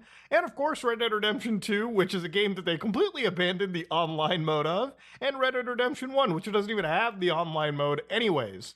But there used to be a point with Rockstar where, I think the reason for this hype really just came out with a lot of their previous games and the pedigree raised from them. So the reason why I'm actually pretty hyped for GTA 6, but at least cautiously, is for 2 reasons, okay? One of them primarily being that the last game that I was this hyped for, Cyberpunk 2077, dropped in a state that obviously wasn't that great. Now, you could probably dig up a clip a month before the game's release, Cyberpunk 2077, of me absolutely getting on my knees and glazing the shit out of this game. And of course, by the time it released, we all know the state of it, it did not drop in the best possible quality. In fact, it was to a point that I ended up just becoming one of the largest critics of the game because it had so many issues on launch that it wasn't even funny, okay? Forget the PC version of the game. The console version that the actual developer, CD Projekt Red, said, yeah, we're actually surprised it's running. I feel like that quote really is the developer surprised that it ran, because the actual quality of the port was such dog shit at launch that it will forever be remembered. There is a physical disc that you can purchase for the original PlayStation and the Xbox that will show you how bad the actual shipping code for the game was. So, of course, it took years for CD Projekt Red and basically exclusivizing their content to the upper systems at the time, being the PlayStation 5 and the Series X and S, where, again, ultimately that's where the game really shined, right? With an extra content pack, just tons of updates and various fixes to a very, very broken game at its release. Now, do I think that Rockstar is necessarily capable of lying and releasing a crappy product? Absolutely. I think any company is capable of doing it. But Rockstar, over the course of years, has showcased that when it comes to their visuals and their performance, generally speaking, when you go all the way back to even the original Grand Theft Auto, usually what they show in a trailer is what you're going to be seeing on your actual final system. So for that, when I saw GTA trailer 1 and 2, specifically for 6, I was actually blown away by the visuals. Right now, even to this point, I'm still fucking wondering how they're going to get a game to look that good, even on a PS5 and Xbox Series X and S. But one of the reasons that I'm actually genuinely hyped for GTA 6, and one of the things that gets me blown away for it, is the scale of the game. Now, it's no joke that if you're a Grand Theft Auto fan, a lot of GTA games, specifically the modern ones, like GTA 4 and 5, have pretty much been constrained compared to the original games. Now, if you play GTA 1, you'll notice that Liberty City, Vice City, and San Andreas were pretty much mentioned at the time. So, because now this new game is set in Vice City, For the first time, okay, in over 20 years, back when I was a wee little lad playing Vice City on the original PlayStation 2, we finally get to see what Miami looks like in the GTA universe in glorious, stunning high definition in a city that's longer than 3 streets maximum. Now, the big part about this, obviously, for me, is not the fact that we're just going to be seeing Vice City, which obviously is huge in its own right, much larger than it seems Los Santos or even Liberty City was ever going to be. But excluding all the life and the beauty that you see over here, they also showcase that this is an entire state they're going at. So obviously you got other locations like the Leonida Keys. You've got other locations like the Grass Rivers, which is the Everglades. And of course, you've also got 2 other cities like Port Gellhorn, which literally do look like it actually does look much larger than at least GTA 5's several cities. Now, GTA 5 did have like smaller cities outside Los Santos, but again, they were basically like 2 streets maximum, okay? And of course, you've also got cities like Ambrosia, matching the entire life of the state of Florida brought into GTA 6, like brought into this parody world. So the thing is, you know, it's been a while since we've gotten a real, like, actual GTA game. It's actually skipped an entire console generation. Remember, GTA 5, for all of its faults and failures you might bring up now, was a game that literally was put together for the PlayStation 3 and the Xbox 360. I would say, for what we got back then, truly impressive shit. Now, to this day, I still wonder how a screenshot like this makes sense, because again, this looks far better than anything that I would expect. And this is supposedly running on an actual PlayStation 5. Somehow, in some way, this is the case. Now, for me, because it's set an entire state, one of the reasons why my hype comes into it is mostly because, you know, I've recently been playing through, again, like I said, a lot of these GTA games. The last time I was this hyped for a Grand Theft Auto game wasn't even 5, wasn't even 4. Actually, it really went all the way back to San Andreas. Dude, I remember back when I was excited for like GTA San Andreas, one of the things that, and again, this is a fan recreation, was I used to go to like the actual website for GTA San Andreas. Rockstar used to have these like crazy Flash websites where, again, back when San Andreas was a thing, this was the first time where like we went from having like a city like Liberty City and Vice City all the way to having a state. So in a lot of ways, GTA 6 feels as big as something like San Andreas, which still feels like the biggest GTA game, even though it's not in today's day and age. Back when I was a kid, seeing the original Los Santos in San Andreas was already mind-blowing. But if you play through the story of San Andreas, you would know that obviously the Los Santos section is a very small part of a much larger game. You know, to me, it was mind-blowing going from that city and then ending up in, like, the forested areas of the state of San Andreas and then driving into the foggy streets of San Fierro and then eventually working my way through the deserts and the magic neon lights of Las Venturas. I mean, when I was a kid, San Andreas really did feel like an actual dream at the end of the day, right? There's something so beautiful about the map of San Andreas, the way that it's so carefully crafted to make the game world feel much larger than it actually is. In reality, you could take San Andreas' map and probably stick it a few times into a game like GTA 5, obviously, and even GTA 4. It's really not that big of a map. Take away the fog, take away all the technical trickery, go all the way up into the air, and you can see that the state of San Andreas is literally no more than a few streets in size. But it just feels magical when you're younger playing a game like this and driving these winding roads and seeing a world that's much larger than it actually is. I mean, I was blown away back in the day when playing San Andreas, going from city to city, I realized that you could just go to any of the airports in the game, take a ticket, and literally just fly across. I mean, yeah, granted, the flight lasted like 30 seconds, but it was still mind-blowing, and it made the game feel a lot bigger. And of course, it's not as if Rockstar left the other locations that weren't cities to be completely empty. There were so many small towns with properties to buy and little missions to do, like trucking, for instance, or driving in the quarries, that it made playing the game and exploring these parts of the world so much more impressive. But obviously, one of the reasons why San Andreas was probably so important to me was being younger, right? And one of the things that got me into things like creepypastas, specifically video game creepypastas, which for anybody that doesn't remember, that's how I started my channel off. It's one of the first series that I actually did. When I played games like Grand Theft Auto San Andreas, back in the day, there were crazy myths that you could find. One of them was Bigfoot. I remember being younger and like actually like walking around the forested areas of of San Andreas at night trying to find Bigfoot, literally trying to find things like Leatherface, trying to find these myths. And it really was a creepy experience at the time. Early YouTube on consisted of so many people using X-Files music and interfacing it with GTA myths that at the time I didn't know what was fake and what was real. Remember, I was a kid at the time.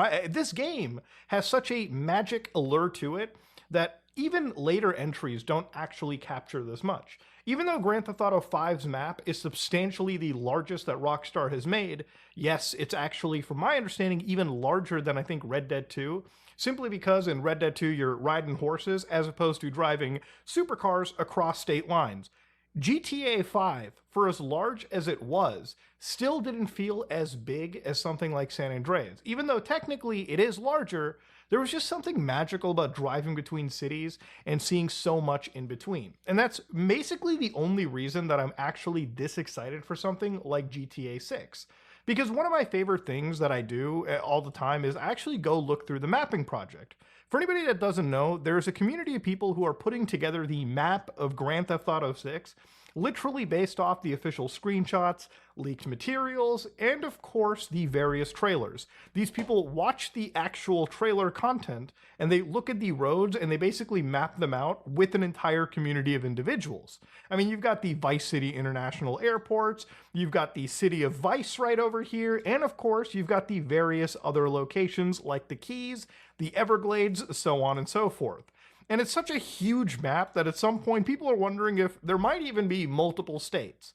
You know, the thing that excites me the most about this game isn't so much the single player campaign, it's more of exploring the weird, goofy side of the game.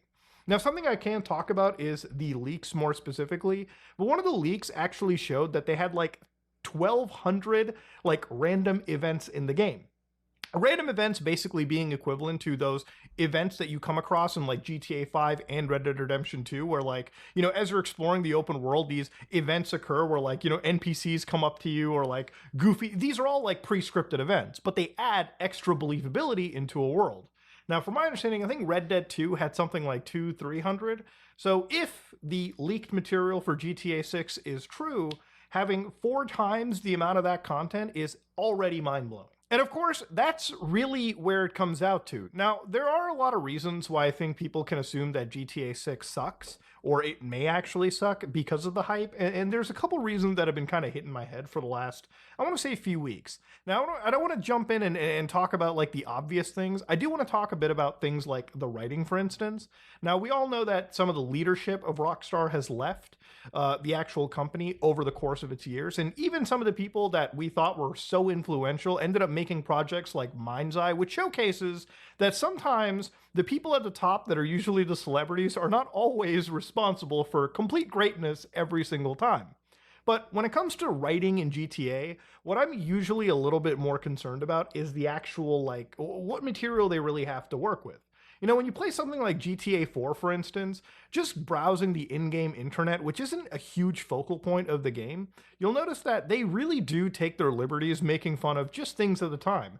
Even a Linux user like me, yes, Linux mentioned, you'll find out that I'm actually considered a eunuch according to the GTA lore. Literally, there's an entire website where they talk about fucking Linux as Unix the entire way. Even when it comes to politics, there's so much focus on goofy things like, you know, like the Republican Space Rangers, which is obviously a jab at conservative culture, especially in Grand Theft Auto. There's obviously Rockstar taking jabs at the left-wing side as well through various radio show hosts, various radio interviews that are done in the video game, and just caricatures in general. There's also a lot of focus that is done on the satirization of all aspects of American life. But when the current world that we live in right now is such a parody, especially with all the shit that we're covering, it makes me wonder how Rockstar is going to satirize a world that already feels like fucking satire to begin with. That's really where I'm kind of concerned with, right? Like, I don't understand what material they really have to work with, especially when it comes to it. Like, we're at a point where Princess Robot Bubblegum is not so much a satire as it actually could be a real anime in today's day and age. We're at a point where the Republican Space Rangers don't feel so much a satire as something that could be on Daily Wire for children, okay? We're at the point where the satire has basically become the actual reality, right? I mean, how the fuck do you satirize the president of the United States in GTA 6 when the reality that we have is already so fucking wild to see? So there's one issue that I have too. The other problem that I kind of have with games like Grand Theft Auto 6 is actually how much it has diverted attention away from other Rockstar titles. Now, Rockstar used to be a company that made several games. And back in the days of the PlayStation 2, you know, you had multiple GTA games, but it wasn't just GTA. You know, you had other Rockstar titles like The Warriors, you had Manhunt, you had Midnight Club, you had games like Bully.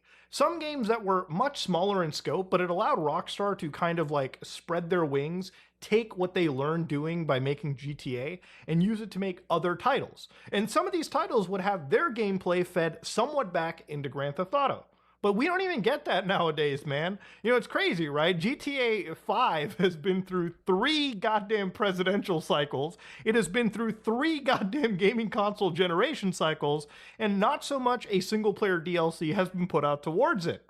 So, of course, GTA 5 has been around so long that the only other game Rockstar has made since we've been to Los Santos is Red Dead Redemption 2, a game that, might I remind you, has already been abandoned for the most part in terms of content. It's crazy to think that since Red Dead 2 has come out, neither the PlayStation or the Xbox version has seen so much as a 60 frames per second update. Though Grand Theft Auto 5 just got released this year for PlayStation 5. Sorry, PC. The actual like PS5 version got re-released for the PC with all of its bells and whistles intact. And while Red Dead Redemption 2 is genuinely a game that was written really well, and it's a huge game, it's by far the biggest Rockstar game they made to date, it does show you that even as big as they are and as much time as Rockstar can put into it, there's still a lot of content that does end up being cut out from the game. This is a list of content that apparently was seemingly cut out of Red Dead 2. Content that, you know, I feel like if you put together, probably could release a whole nother game attached to it. Now, whether this was cut because it didn't match the game's tone or writing, or it was just technically infeasible for the PlayStation 4, which already was having issues running the game. I mean, load up base PlayStation 4 and drive around or walk around Saint Denis and tell me that it actually runs at a stable 30 frames per second. Probably doesn't. And I think it's one of the reasons why games like GTA 6 never showed up or was attempted on the PS4, because they probably did have a build. They tried it for all of 5 minutes and were like, yeah, it's not going to run the way that we think it is. But to me, GTA 6 is a game that I know will hopefully drop next year, if not May, maybe down in November, if it gets delayed again. But one thing that I kind of wish would come out of Rockstar, and this isn't so much GTA related, is that, you know, maybe instead of GTA 7, which I'm sure isn't going to drop until I'm in my 50s, I shit you not, or reaching it, probably should be looking at other games. I would love to see Rockstar attempt another Midnight Club. I would love to see Rockstar even think of bringing back Bully 2. But the fact that GTA is that cash cow is what they're going to go after. You know, as I was playing through the GTA games again, one of the games that I loaded up was like the GTA 4 DLC. And as great as that DLC is, Rockstar was really out there setting the trend for releasing entire damn games as expansion packs on GTA 4. Yeah, when it came to, again, those games not selling, it really was something that was underperforming. Both Microsoft and Take-Two thought that there would be huge business for GTA 4's episodic content. Remember, back when this game was releasing, they already were pretty much hyping and saying that Xbox was getting these exclusive content packs. They weren't exclusive. They ended up dropping on pretty much everything. And even then, they were not reaching the heights of money that Rockstar was expecting. Now, obviously, you know, one of the big reasons, one of the big money makers for Rockstar, and I think we all know this, is Grand Theft Auto Online. $500 million apparently were raised in 2022 just out of this online mode. Now, I don't know that many people play Grand Theft Auto Online, but I guess it must be a huge deal for PlayStation and Xbox, because even just looking at the numbers on PC, just Steam alone, I don't know how they're making $500 million through this alone, but it's still a huge IP. And not only that, the multiplayer has showcased that, again, for Rockstar, the effort is not so much in the single-player content, even though the base games that they release, if you look at 5 and Red Dead 2, the single-player is going to be solid. I have no doubt that Rockstar isn't going to put effort into the core game and then ultimately forget about it as soon as online drops a month after the release. Now, the thing is, when it comes to the Rockstar, like, cash cow, GTA Online, I can imagine, is probably going to be ready to be monetized the shit out of, okay? I imagine very much down the road, they're not going to turn it free to play, but it's definitely going to be the sole focus point. There was actually plans to make expansion packs for GTA 5, and I think maybe even Red Dead Redemption 2, but because the online mode in Red Dead 2 was not something that Rockstar hyper monetized because they literally just let it die. I mean, to shitting you not, Red Dead Redemption 2's online mode doesn't even have heists at this point. There's actually more of an incentive to do legal work in Red Dead Online 2 than do outlaw work. Simply because the legal work probably pays more and the outlaw work is fucking absolutely tedious. But when it comes to things like GTA 5 Online, for instance, the requirement for grinding, the amount of money that is spent on drip-fed content that still just sells like crazy, is all what Rockstar is focused on. There is no need to even think of making a single-player content pack when apparently so many whales are buying GTA Online stuff, which is shocking to me because me and my buddy Amaru, who are big players for GTA Online, we literally have played this game since its launch, have never once bought a shark card, and have not bought the GTA Plus subscription, which again gives you literally no benefits, in my opinion, worth paying monthly for. But Muda, it gives you $500,000 free a month. Yeah, have you seen how inflated the economy is for GTA Online?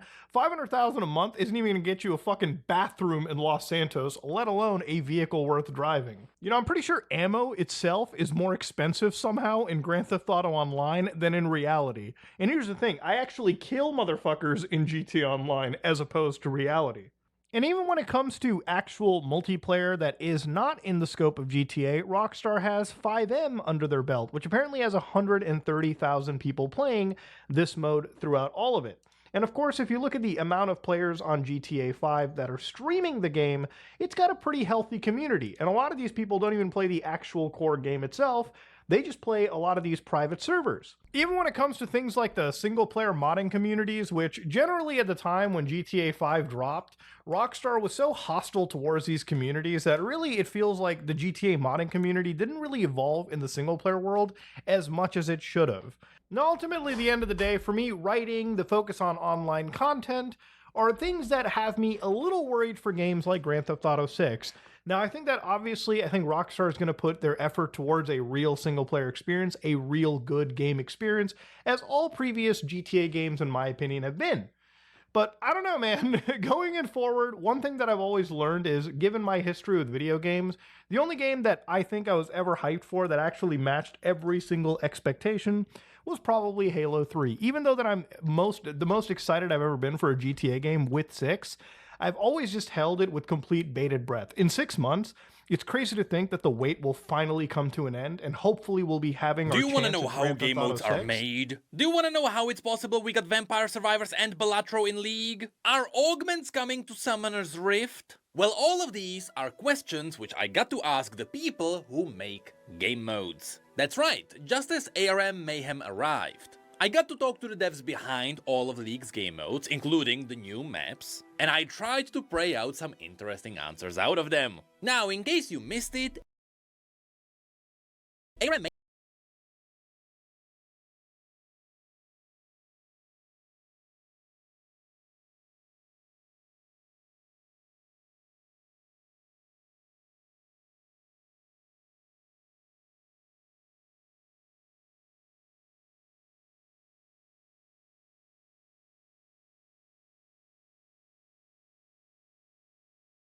Mayhem is League's newest game mode that combines the augments from Arena with your classic ARAM. And after a few games, I can tell you, there is a big potential here. First of all, since this is built into ARAM, yes, as you play ARAM Mayhem, you can complete your challenges. ARAM, yes, as you play ARAM Mayhem, you can complete your challenges. So you can still hunt for your ARAM god here. Though I will say, as fun as these augments are to use, they are not as powerful as you would expect. The building up of your power is not that drastic. But also, for now, most of the augments are still just hidden numbers. So for a lot of them, you just get a lot of haste, or you get a lot of health, or you get a lot of ability power. So going into the future, I do believe this game mode needs a little bit more of the augments that just change everything.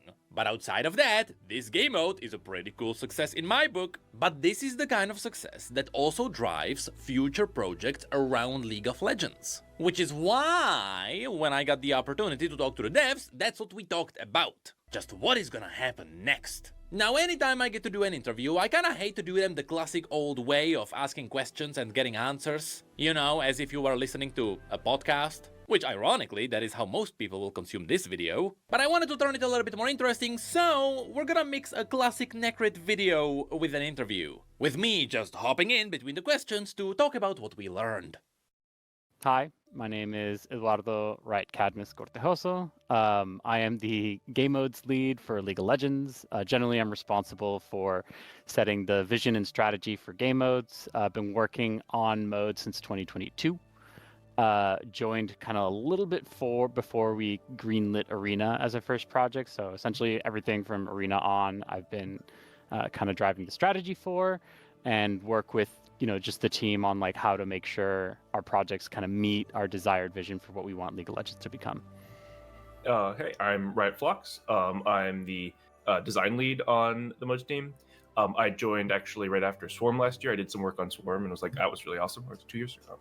And after that was just really excited to work on things like Arena and ARAM. And before that, I worked in Summoner's Rift team and did stuff like Balance and the Nico Midscope and a bunch of other little projects like that. Yeah, that reminds me. I actually worked with Ezra a while ago. I was on Summoner's Rift a little bit when I first joined Riot.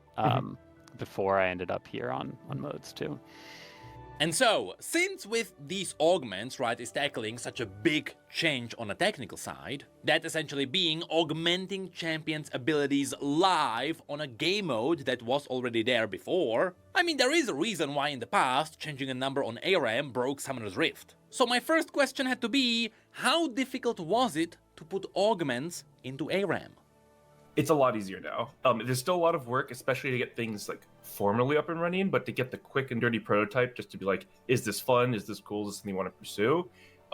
We got it up in just a handful of days, 2 days really, to get the first prototype going. Whereas I think if we had started from scratch, it would have been months, right? So there was still a lot of work to make sure it was polished, that the things actually worked, that we had to get all this stuff in place. But compared to how it used to be, we can get things spun up a lot quicker now. So. Yeah. Our engineering team in particular, it's been mentioned a couple of times in a tech blog as well. So shout out to Riot H20HG Evo, which is the most pronounceable name that we have. They've put a lot of work into the infrastructure behind the scenes here, right? So for example, when this project came up, this was also an opportunity for us to say, what can augments look like in other modes? Can they be more extensible? Is this something that can be more of a tool in our belt that then we can redeploy for other ideas and concepts in the future? And that's not limited to augments. We try to take that approach every time we push the boundaries of what League can and cannot do to the best of our ability. Sometimes we get 70% of the way there. Other times we only get 20%. But our engineering team makes sure that we always build with that eye towards the future of just like making it easier for developers to kind of work in the space and come up with ideas quicker, faster, and allow ourselves to try, fail a lot more often than we could have in years past. Now, as we talk about game modes, some people may not realize that as we talk about these kinds of projects, there can be different motivations for them to be built. To be a bit less vague, normally in game development, the devs go through a prototyping phase. This is where they try wild gameplay ideas to see what sticks. Of course, in the past, it would be unimaginable to do prototyping inside the League of Legends engine. But now it seems like the devs can handle the tools pretty well. And it seems like now you can prototype in League with different gameplay ideas. So here my question was, is the making of a game mode the same process as making a game? Yeah, for sure. That's a great question. We have two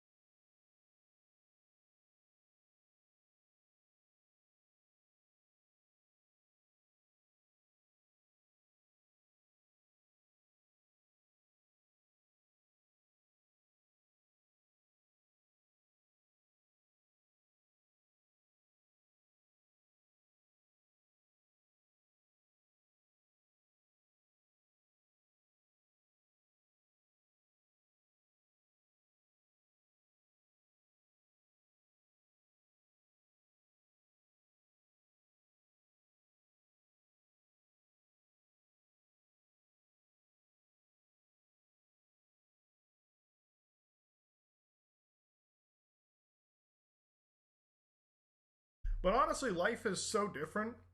You know, by the time you hit your 30s, I'm spending millions of dollars developing an anti-aging protocol, and today I'm going to show you quick tips about sleep. For the very first time, today, I achieved a perfect 100% sleep score using Whoop over the past 30 days. First, I have a temperature controlled mattress. So when I go to bed, there are sleep cycles that you want to have certain temperatures. The bed automatically adjusts the temperature according to my cycle. Number two is I have blackout curtains. So the room is entirely dark. Other things I do, for example, there's a certain amount of time from when I eat my last meal of the day and I go to bed. Currently it's 10 hours. If I've eaten too much food or I've eaten the wrong kind of food, I know from years of experience I'm going to have a poor night's sleep. I also avoid alcohol. I never drink alcohol. No matter what time I drink it, it's going to have negative effects on my sleep. Every night, my family and I, we have a wind down routine. It starts at 7 p.m. and for a full hour, we do nothing but just hang out. We'll read, we'll talk, we'll stretch, we'll play, we'll watch something, but the whole family turns off, we're engaged with each other, and we can remove ourselves from all the stresses of the day and try to stop our brains from ruminating. I'm spending millions of dollars developing an anti-aging protocol, and today I'm going to show you quick tips about sleep. For the very first time, today, I achieved a perfect 100% sleep score using Whoop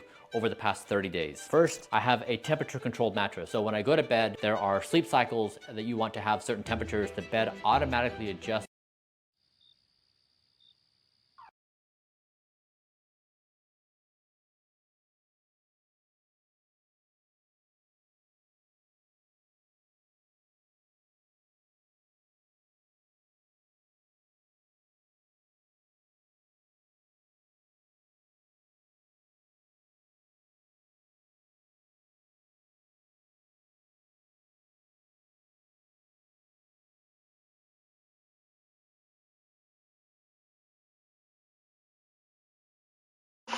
Come and get that money.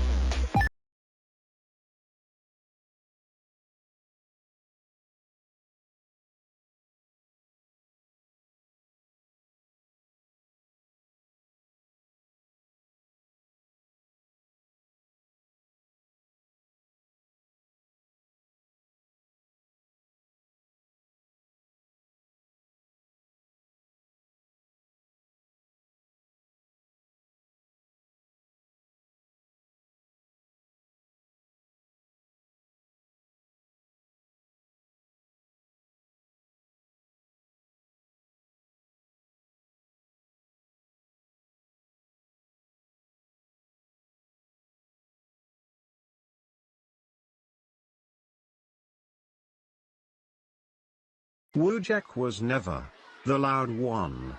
Never the funniest cat in the room. Look at all these beautiful girls. I can try to use my charm to see what will happen. Hello girl, do you need a study partner?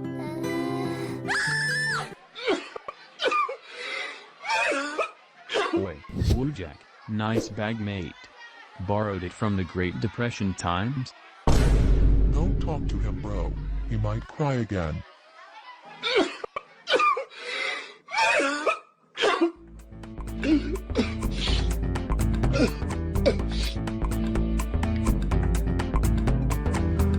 After school, he walks home with his hood up. What a bully. I had it all planned out. I was so sure I could finally start a nice conversation with that beautiful woman. But he just had to be in the way. Another rainy night. Alone. I just wanted a simple conversation. Guess I can't even get out of my own way. His mum's already gone to work. There's a note on the counter. Left you dinner in the fridge. Love you, sweetheart. Microwave on. 3 minutes for the sad leftovers. Now. While I watch a superhero montage. He saves the universe. I just hope I don't burn my sad dinner. This guy looks weird in a spandex. Join the Wojak Heroes too. Oh my god! Wow! 2 hours later. I just wish I had something. Anything.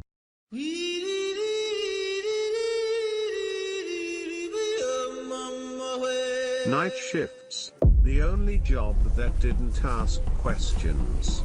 Get a move on, back to work, chop chop, let's go. Come on, get a move on, back to work, back to work. But what is this? Biotech?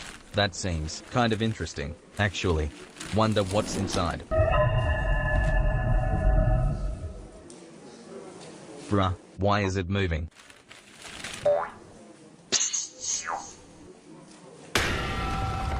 What the fuck? You good? Yeah, just a nasty spider. It's fine.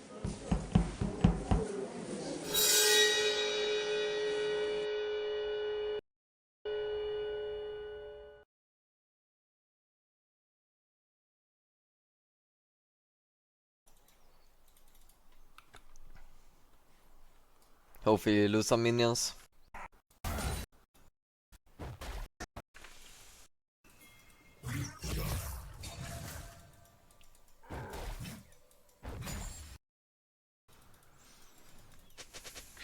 Viego can't be fuck myself.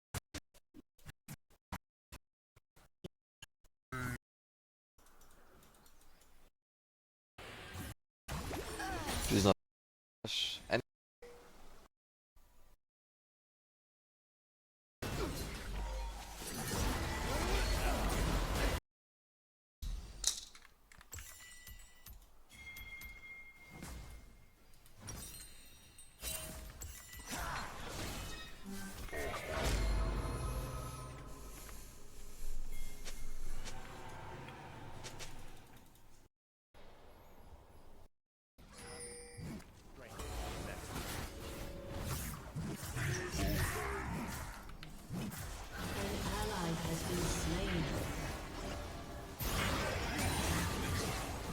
Yo, yo, yo, yo.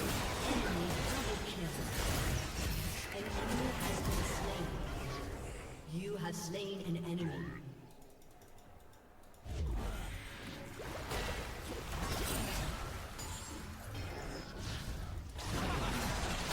I'm dead.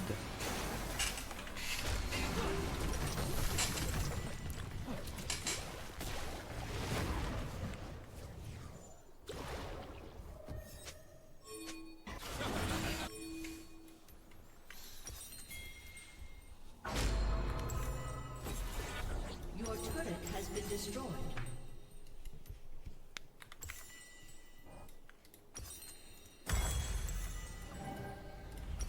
An enemy has been slain. This build looks troll as fuck as well. An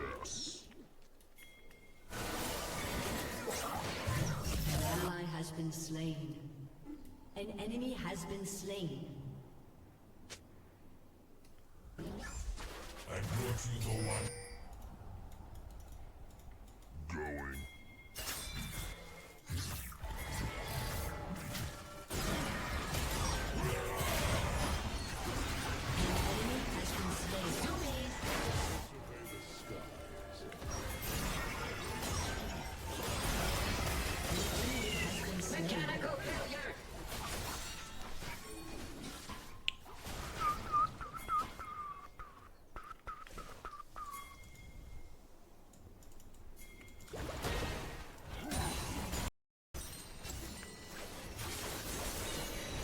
I'm going Magi's. It's that type of game.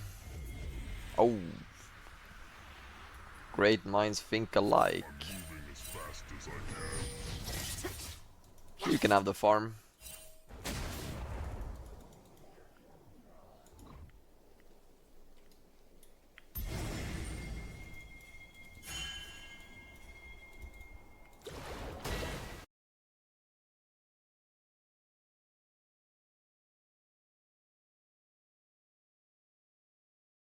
With Amazon, how can I help you? My Which Twitch account channel, you and I want was your like, money back, sir? wait a minute. Okay. They said that they were Kitboga basically, and because I pulled up my YouTube channel and they were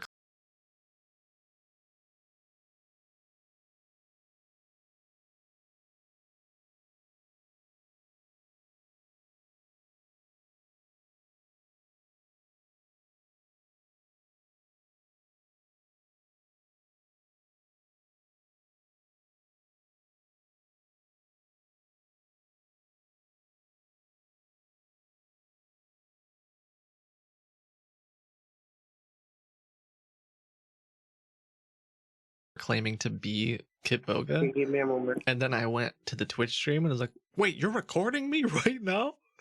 And they didn't get it. They Okay, in which account you just want your couldn't comprehend money what was back? Like in happening. this taking, saving, which one? Yeah, just put it in any single one. I don't care.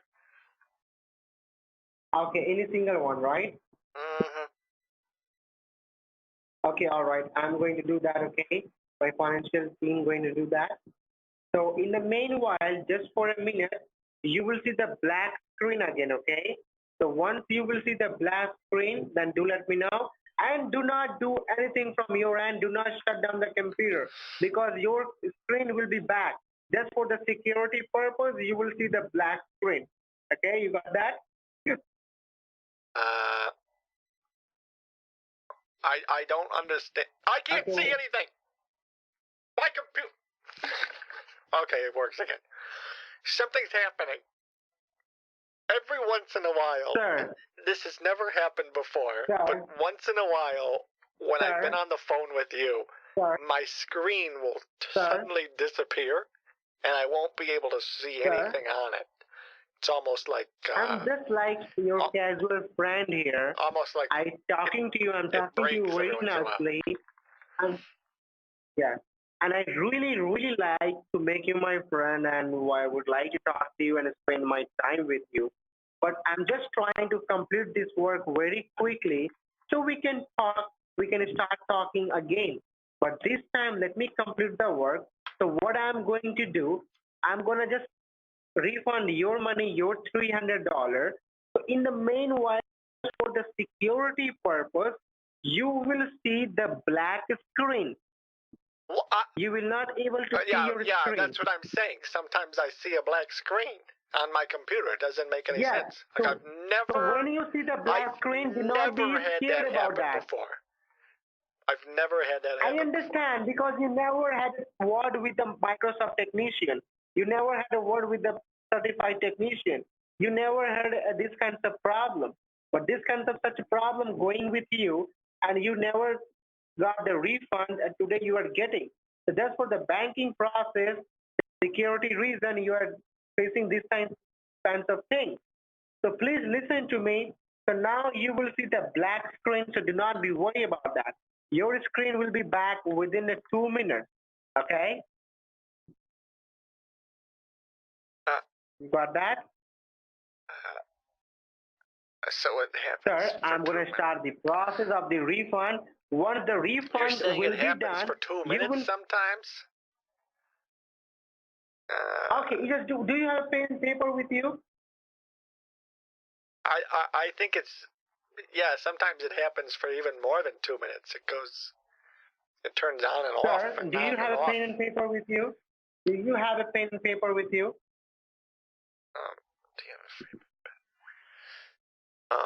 Yes. What I'm asking, sir, do you have that right? Sir, all I know is I'm at my bank, and I've been sitting here waiting for you to cancel my account for what? How long? Sir, an hour? What I'm asking, 2 hours? Do you have pen and paper with you? 3 hours? 4? No, 4? sir, within a half an hour. Within a half an hour, everything will be done if you will do it quickly, what I'm saying. So please answer me, do you have a pen and paper with you right now? No, I don't. Okay, cool down. Grab a pen and paper with you. Grab a pen and paper. You want me to cool down? Are you kidding me? Sir, please do not waste a time.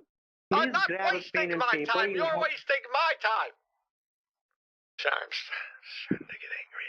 I'm securing your information. I don't want to get angry.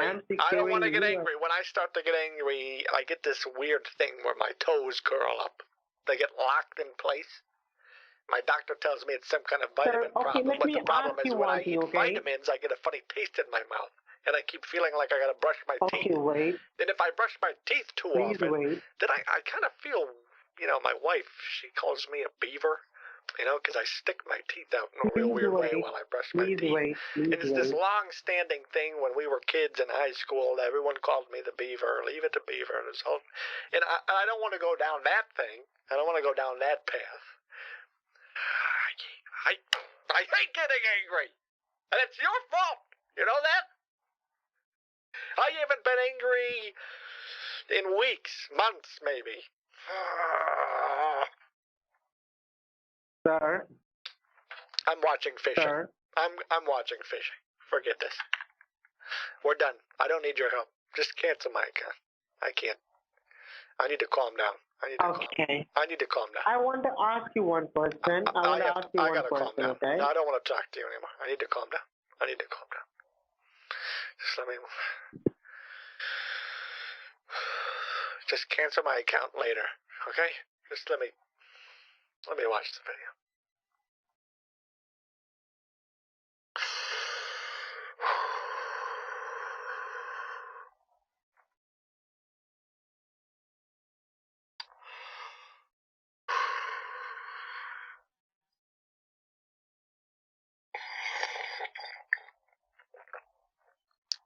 That's a cute looking fish, if you ask me.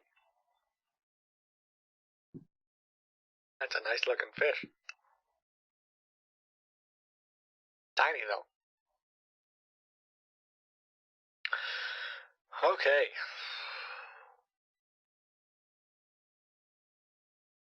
Oh! Whoopsies. God, sometimes cute things make me angry.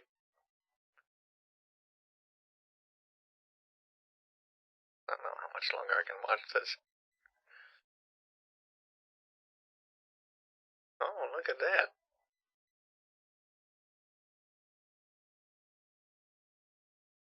Oh dear. Okay. How about that?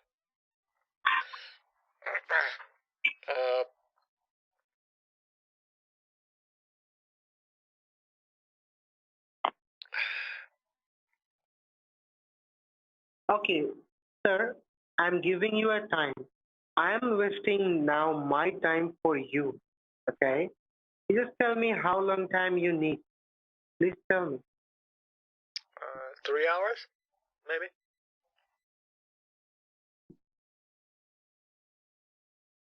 I don't have that much time, sir. I don't have much time of time. This much time of time, okay? Let me complete the work. I only need 5 minutes to complete my work, okay? So please let me complete my work, all right? Then you can do anything for the lifetime, all right? Let us complete our work for your security reason. Think about it, sir. What if you just watch fishing? What if you just watch fishing with me? You just think about it. If I'm not going to secure your information and everything, and after today, if any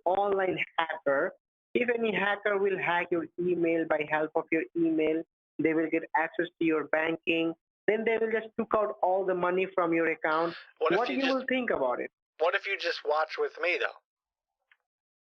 You know? I will, sir, but give me a time.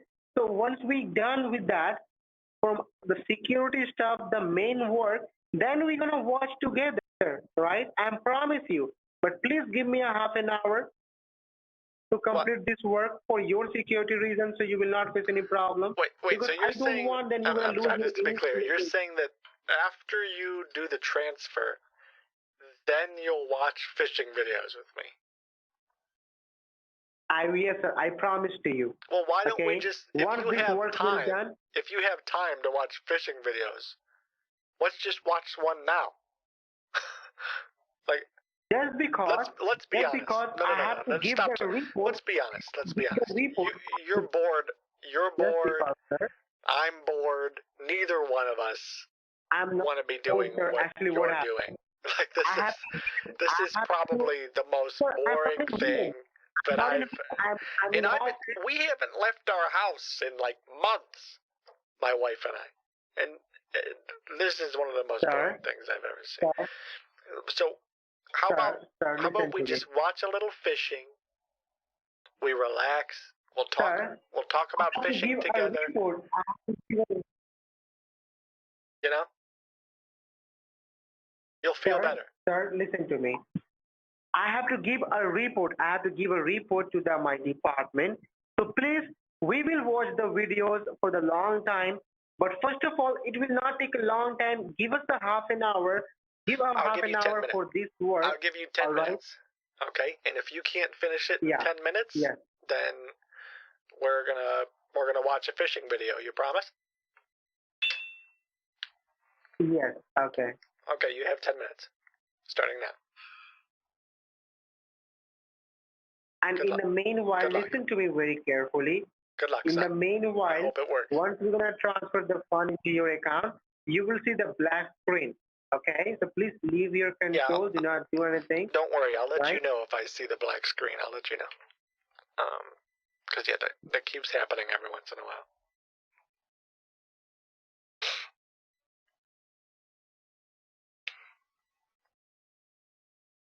So far, I don't see anything weird happening with the computer. This should be real easy for you. Real easy. I hope, because we're going to watch some fishing videos after that. Sir, you have to put there your favorite teacher name. I'm hooked on fishing, I tell you. Oh, it's Frizzle. Frizzle. Sir, it's asking your favorite teacher name.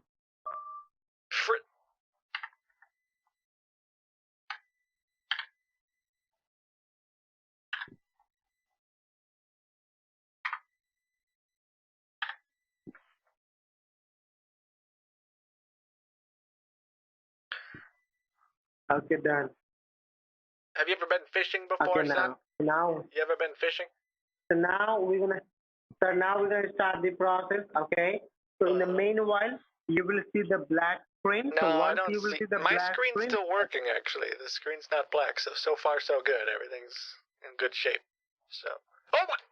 I believe you saw the black. Sir, I can't see anything on the screen again. Hold on a second. Yes, within a 2 minutes you will see your screen back. Okay. Let me do try. not do anything. You do not have to do anything. It's not Leave working. it. Hold on. Yeah, I know it's working. Sir, you will see the screen. Got it? Okay, I closed the laptop. We'll see if that'll work again. Why? Why did you close your laptop? Why did you hear me? Because it's broken.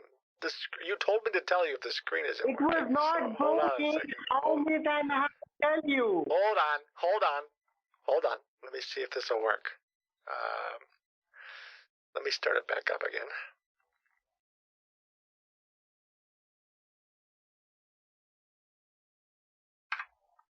Oh my goodness. Why don't you understand me, sir? Why? Alright, now I can see the screen. It's so weird. It's so weird that keeps happening. I've never had that happen before. But it seems pretty good. Sir, okay. Just please tell me, I can see my screen. Do you have a pen and paper with you? Do you have a pen and paper with you? No. Grab it. Go and grab a pen and paper with you.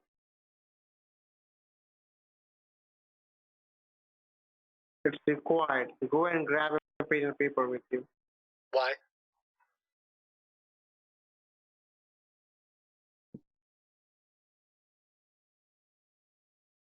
Why would I do that? Because you have to write something. Because I have to write something?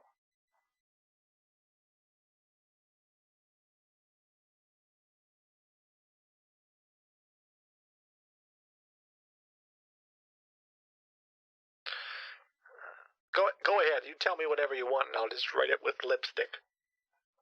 My wife left some lipstick on the desk. Sir, this time, will you listen to me what I'm saying? Oh, actually, you know what I can do? You know what I'll do? Here. Go ahead and tell me what I need to write down. This time, you will see your screen. I'm just going to make a note of okay? whatever it is you want me to type. I'm just going to write it down. So. No, you have to get a pen and paper with you. Okay, note it here, okay? You have to note I'm gonna just leave the control now. Do you see your checking account balance is 7,871? Well, that's a little personal, don't you think? You don't want me looking at your bank account, but now you're looking at my bank account? Sir, I'm typing your current balance just because why don't we look at your once bank we're account? gonna refund. Huh. Wait a second.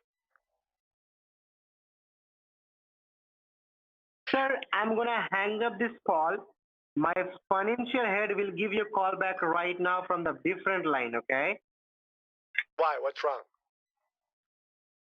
Because I don't think I can talk to you. I can complete this work from my end because you are not listening to me. I've been on the phone with you for 2 hours. Just do it. Just do it, please. Hello. हम दे रहे हैं, आप ले लीजिए, ठीक है, आप ले लीजिए. Just transfer the money to me, please.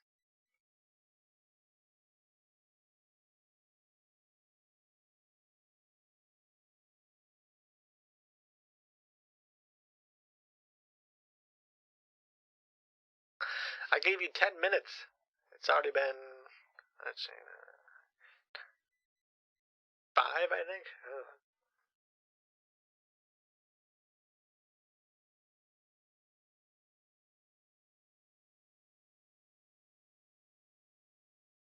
I'm going to hang up the call from my end. My financial head will give you a call back. All right? Just being on the line, he will give you a call back. I don't want to talk to your financial head. I want you to just give me my money.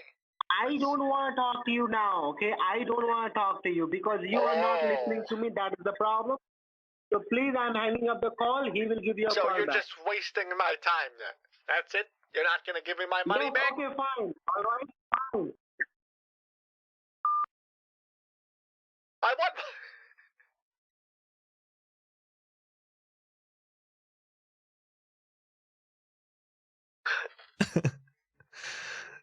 Come on, bro. Yeah, I'm gonna watch some fishing videos now.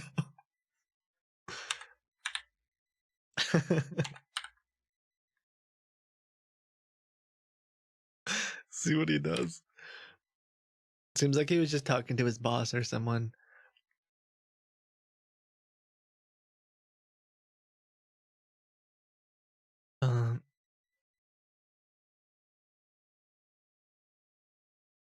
Oh crap! The chat. No, no, no, no, no, no, no, no, no, no, no way. Okay.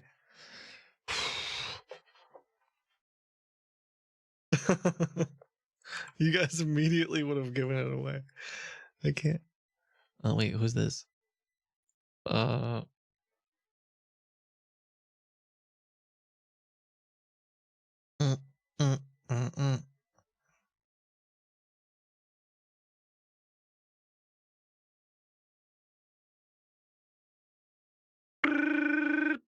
announcement.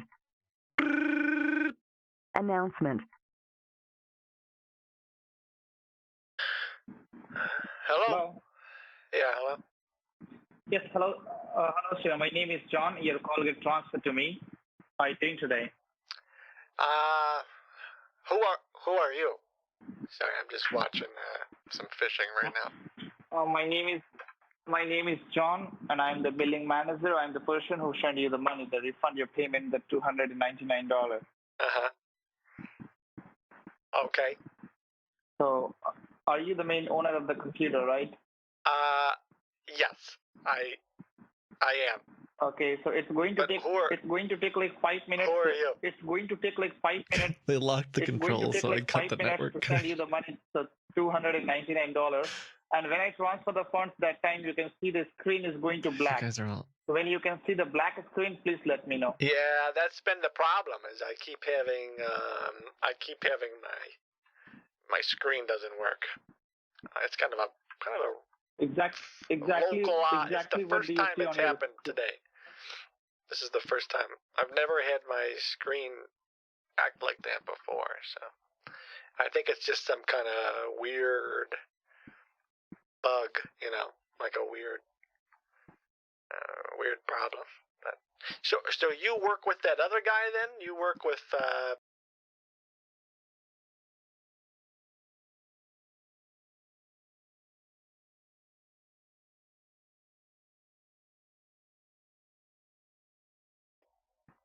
No, we are the same company, sure. We are the same company. Okay, because I've been on the phone for about 2 hours, and I don't really want to waste my time, you know? Yes, I'm also not. I'm also not. I'm just trying to send you the money. After that, my job is done. Okay, because I'm starting to lose my patience, you know? That's all. I'm very sorry about it, sir. Yeah. So exactly what do you see on your screen right now? Right now I'm just watching somebody fishing. Somebody's fishing, right? Yeah. Okay, first of all, you just grab a piece of paper and pen in your hand, and you have to write it down the refund ID number which I gave you. Yeah, sure. Go ahead. W as in William. Yeah. P as in Peter. Uh-huh. C as in Charlie. Uh-huh. Whoa! We got a problem here. Something's wrong with my computer. What problem? I can't see anything on my computer again. Hold on. Yes, I can. Sir, I am going to black your screen. Don't worry about it. I am going to black your screen. There we go. You can. Can you see your screen get back? Yeah. I was watching this fishing video while you're doing your work, so I've never had this. Okay. So could you? Never had this problem before where the screen starts to go blank and everything, but. Huh. Okay.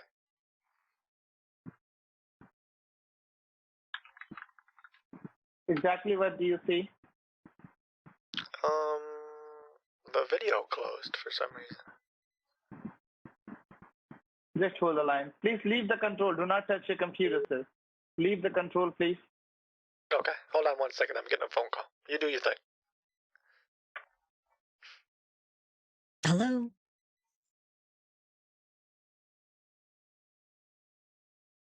Hello? Hello? Hello? Hello? Charlie? Hello? Charlie?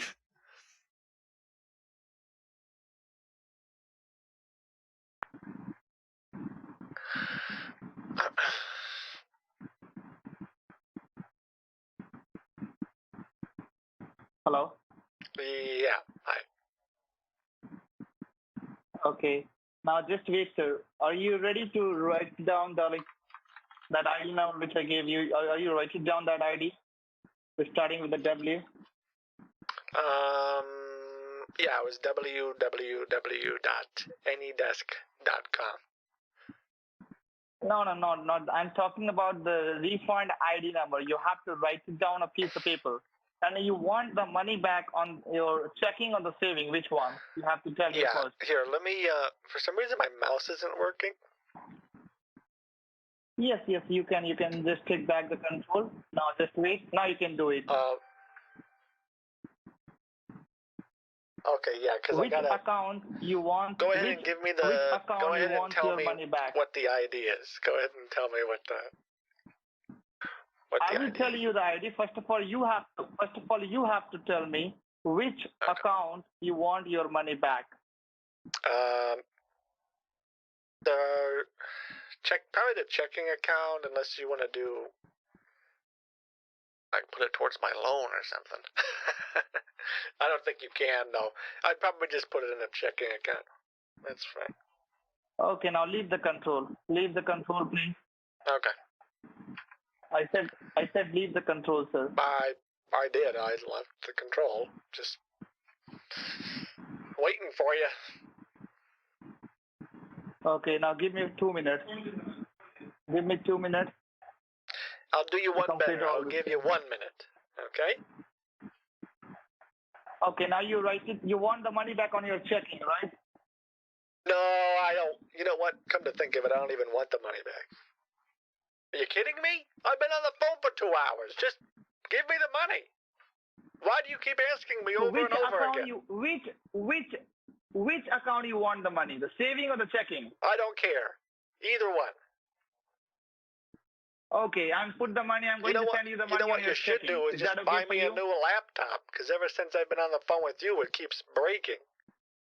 Okay, all right. Jeez. Okay, you just write it down. You just write it down your refund ID number. Are you ready? W as in William. Okay, hold on a second. W as in William. P as in Peter. You don't have to write on this notepad. You don't have to write on this notepad. You have to write it down. What comes after that? You have to write it down on a piece of paper. Are these capital letters? Write it down on a piece of paper. Like capital W, capital P? Or does it matter? I said that you have to write it down on a piece of paper, not on the computer. I don't have a piece of paper, so I'm just going to write it on the notepad probably. Now just...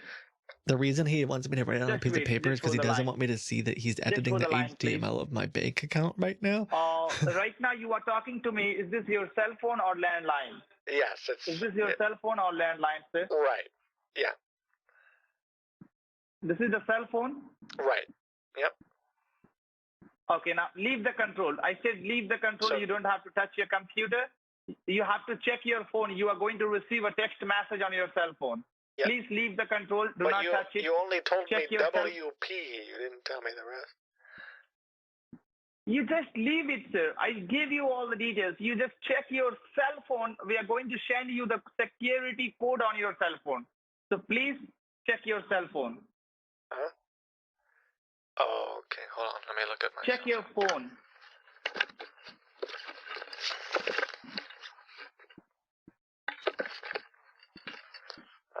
I'm looking at it right now. But,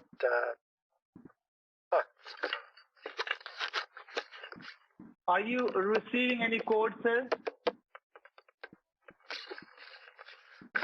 Are you receiving any codes? No, I don't have any. I don't see any codes at all. That's interesting. Okay, now just give me a minute, please. Doing the strat where they take all of the money out of your account. Do you have a money marketing account on your in this same bank? He's you have a money marketing account. He's gonna pretend to take all of the money out of my account what do you see on your screen? Could you tell me? Wait, why would you put 0,000? Wait, what is that? Hello. Hello. You want me to look at the screen? Hold on a minute. Hello. Yes, look at your screen. I can't even move my mouse. And do not... This dang computer, I'm telling you. Do not touch your computer. Do not touch it. You just look at the screen. What is the... That's not working. What is the balance? What is the balance? What is the balance right now? I can't move my mouse. I can't see anything. Hold on. Let me try Let me try closing the screen again. No. Just wait. You just check your account. Yeah, what is the balance right now? I closed the screen. Give it a second. Just wait. You just tell me what is the balance. Well, it's not that new. Usually what they want to do is the current balance? Give you extra money, and then as a last-ditch effort, they pretend to take all of your money. But it looks like they're just skipping to the part where they take all my money because they want to scare me into doing what they want. Okay, I closed it. Now let me open it again. That seems to fix the problem. Usually, so. Alright. I can't press F5 currently because they keep locking my input. So, hold on a sec. Alright, I can see the computer now. Let me refresh the page here. Which account did you send it to? No, you just tell me what is the current. Just wait. Leave the control, please. I said leave the control. I said leave the control, sir. I said leave the control, please. Hello. Yeah. How long does it take you to send the money? I don't understand. Just wait. Do not touch. Do not touch it. Do not touch it. You're saving balance right now. Just leave the control. I said, To do not check your touch your balance? mouse. Do not touch your mouse. Oh. Okay. Huh. I don't know why my computer keeps not working like this. All right, I'll just go along with it for now. And we'll see what they're gonna want to. Sometimes it gets really goofy. They'll say something like, "If you want all your money back, then you have to go to the store and buy a Google Play card." And it's like, well, bro, Hello? I have no money now, so how do you expect Hello? me to go buy a Google Play card? Hello? Yeah, I'm here. Hello? What is the balance right now on your checking? $7,871.35. And below that saving balance, what is the saving balance? Whoa. Something's not right. It says $0,000. Wait. Yes. Right now, I am going to take out all the money which you have on your account. I'm sorry, what did you just say? I might have misunderstood what you said. What did you say? I am going to take out all the money which you have on your account. You don't have any balance in your... I'm sorry, you're taking all of the money out of my account, you just said? Yes. I might be a little bit confused here. I might be a little bit confused here. Sir, you owe me money. Why? Sir, you owe me money. Why? I'm just trying to send you the money, but something going wrong in our server, and that is the reason. No, you just said that you're taking all of my Hold the money. line, please. Just hold the line. Just hold the line, please. Just hold the line. Do not hang up the call. Hold on. Oh my God. Hold on a second. There's got to be something wrong. Hold on. Let me try it. I can't move my mouse. Hello. I can't do it. Hello. I can't do it. Hello. I can't do anything. Hello. It's broken. Hello. Oh, God. Hello. Honey! Hold on, my wife. Oh, God. Oh, no. What is happening right now? Bernice, get in here! My wife is gonna kill me if she finds out. Well, not really. I'm just... You just don't worry. Do not touch your computer. I am going to fix everything. I can't control my computer. Hold on. Just wait. Just hold the line, please. Hold on. Oh, jeez. I'm freaking out here. Oh. Let me restart it. Hold on. Let me try restarting the computer. No, just wait. Okay, just wait. I'm restarting it. I'm fixing it. Oh, God. Oh. Sir, I just want to make sure we're clear. You took all of the money, or you're saying that you think that all the money's gone? Okay, I'm restarting it. Hold on. I think all the money is gone. Okay, you just think it's gone. Thank God. Let me check.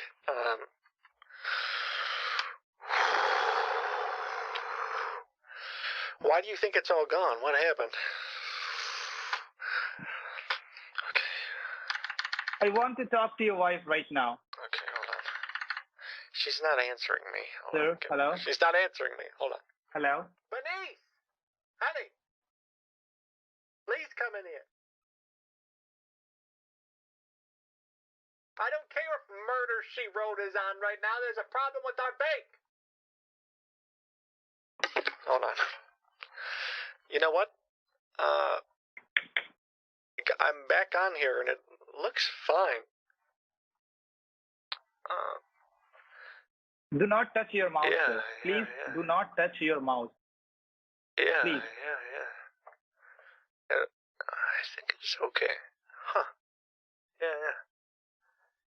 Yeah. Okay. It looks up. Yeah. Okay, false alarm. Everything's okay. Everything looks good to me now. I want to talk. I want to talk to your wife right now. Taking so long. I don't. Hello. We have you on speakerphone. What do you want, huh? Who is this? Who is this? That's some new guy. My name is John, and I'm from the refund department. Hi. Why are you guys taking all afternoon trying to fix this? We've been waiting for 2 hours, and now what? Now there's some kind of problem? What's wrong? What's wrong? He thought there was money missing from our account. No, I can see it right there. It's got all of it right there. Yeah. Just wait. You have to Well, check who's your that? cell What phone. is You're that? going to receive What a is code. that? Who's typing zeros? Who's typing? I'm not typing zeros. Someone's typing 00,000. What is that? Right now, Who you is can, that? Right now you can lose. Right now But you what can is lose happening? everything, whatever the money you have. Who's typing? Who's typing on our?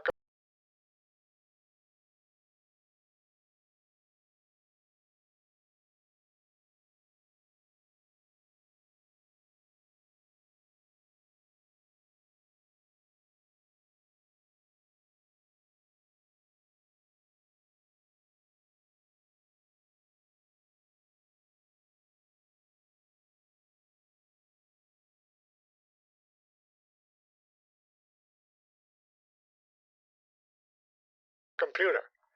Yeah, what is going on? Oh my God. Honey, do you see that? Oh God. Oh God. Oh God, there's a lot of zeros. What is happening? Can you see that right now you don't have any balance on your account? Well, zero. Do you see that? Oh God. Oh God. Oh God, there's a lot of zeros.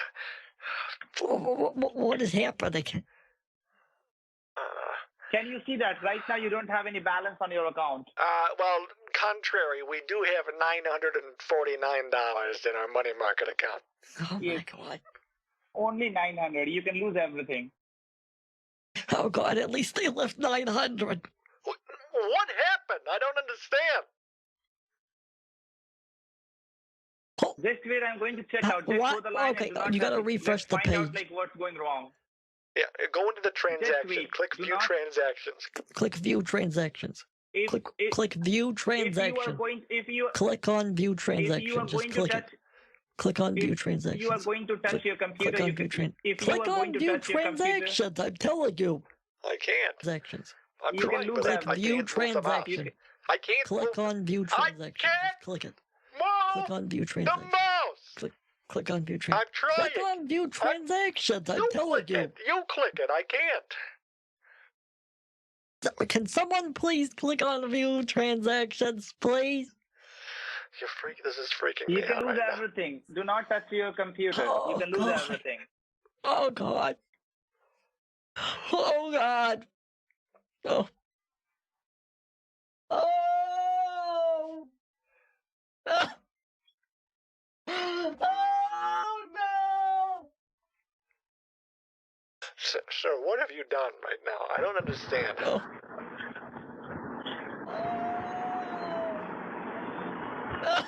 Do you think this is some kind of a joke?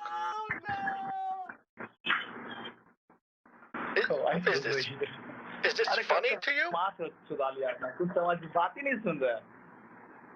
Hello? Why does it say 000,000 in my bank right now? What is because this? you do, huh? because you don't have any money in your account. All the money we gets did have transferred money in to our you- account. No, I am going to took out all the money, sir. I am going to took out all the money. And you can lose everything. No one can help you to get back your money, even the bank, even the police. I'm sorry, you're or stealing anyone. all of my money right now? Yes, I can take out all the money. Who do you think you are? Something going wrong in the... Who do you think you are? Sir, something going wrong. You're taking You all just of... think about it. What? You're committing a crime, young man. You're stealing all of my money.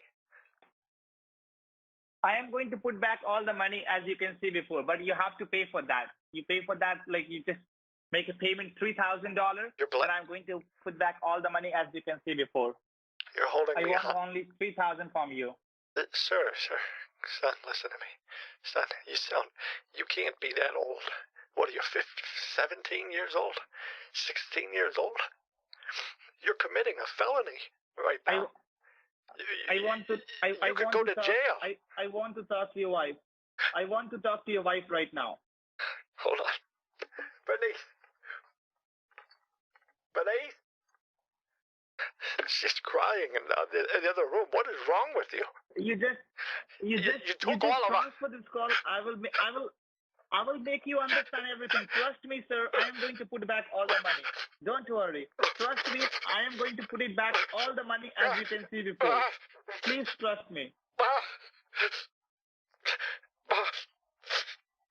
I want to talk to your wife right now. I want to talk to your wife right now.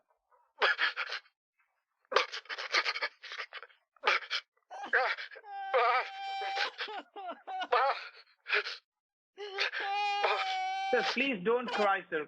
Sir, please don't cry.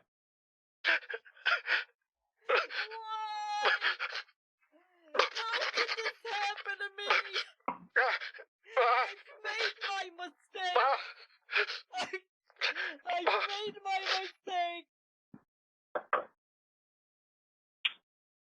Sir, please don't cry. I am going to put back all the money. I want to talk to your wife right now. Why would you do this to us? What have we done wrong? What did we do to deserve this? You are not going to do anything wrong, sir. For Microsoft, for heaven's sakes. Can you see? Can you see, sir? I'm going to put it back all the money. Can you see that? Hey, Bernice, it's back. It's all back. Oh God, there it is. Oh. And I want to talk to your wife right now. Yeah, well, I'm here. We're both here. Oh, so it was madam, I am going. Oh, it looks like it's all back. I guess there was some kind of a mistake. Maybe. I'm a little confused right now. I am going to put back.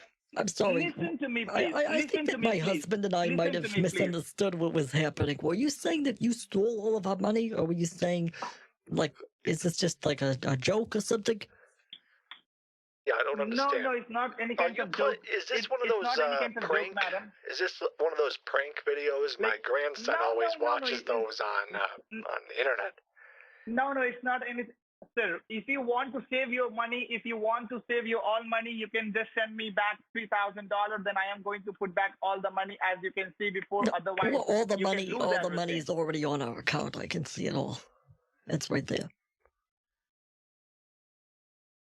Can you see that? Right now, your saving balance is Oh my zero. God, You don't have any balance on your saving. Oh no! What are you doing?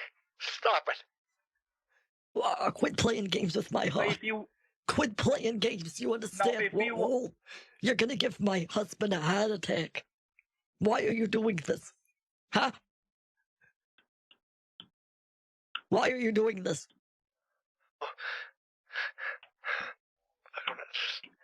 I don't understand. If you want to save your all money, sir, send me $3,000 only. Then I am going to give you the full control of your computer back in your hand. I want to use $3,000 only. This is. Otherwise, you can lose your money marketing account. I am going to take out all the money right now which you have on your money marketing. Sir. If you want, then I will show you. Wait. Listen to me. Listen. Stop. I agree. We agree. You agree? What are you talking about? All right. No, I agree. Listen, sir. Listen to me. Okay, now you listen to me. Okay, I promise. Listen to me. There's still $7,000 in the checking account, correct? Do you see that? Yes. So take $3,000 from there. All right, that'll leave $4,000 in the checking account, and then you put the rest of the money back. Okay, I agree to your terms. Cross my heart. Listen to me.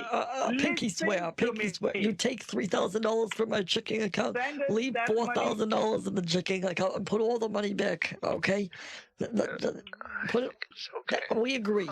I don't want to get in any more trouble. I don't want you to take any of our money. I don't want to be a burden or waste your time. Just take. Yeah. It looks Will you please take the $4,000. listen to me? Heck, you know what? Take all of it. Take $7,000 from our checking account for all I care. Take all $7,000. Do you hear me? Do you hear me? Take $7,000. Take all the $7,000 from my checking account and put the rest back in there, okay?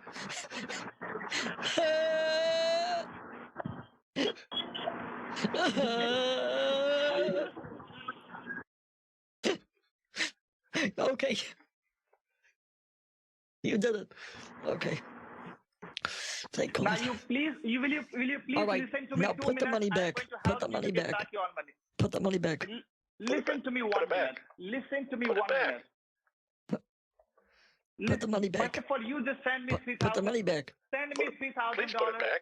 Send me $3,000. Put the money back. Put the money back like you promised. You promised you would do it. Can you put the money back. Put the money back. Put it back. Can you see this Put the money back. Put it back. Please put it back. Walmart gift card. Put the money back. Put the money back like you promised. You promised. You promised you would do it. Put the money back. You promised you would do it. Put it back. $3,000 by help of the Walmart. You just go to the Walmart and you have to buy. Listen to me. Listen to me, please. Sir. Listen to me, please. Sir. Listen to me, please. Sir. Will you please listen to me? No, you listen to me. You just took $7,000 from my account, like we promised. No, I can took all the money. If you just send me that money, the $3,000 by help of the Walmart gift card. Go to the Walmart and you have to buy Walmart gift card for me, and then you can lose everything. I am not going to put back all the money. Then you can lose everything. Sorry, I don't have $3,000. You took all of my money. I don't have $3,000 to buy a card for you. I am going to put back $7,000 on your. Wait! Don't do that! Don't do that! Wait! Stop! Wait! Don't. Sure. Wait! Don't put back $7,000. Just put back $4,000. That way you can keep my $3,000. No. I want that money. Hey, what's wrong with you? By help of the Walmart gift card. Sir, just take my $7,000. I don't even care. Take the $7,000 and put the rest back in my money market and savings, please.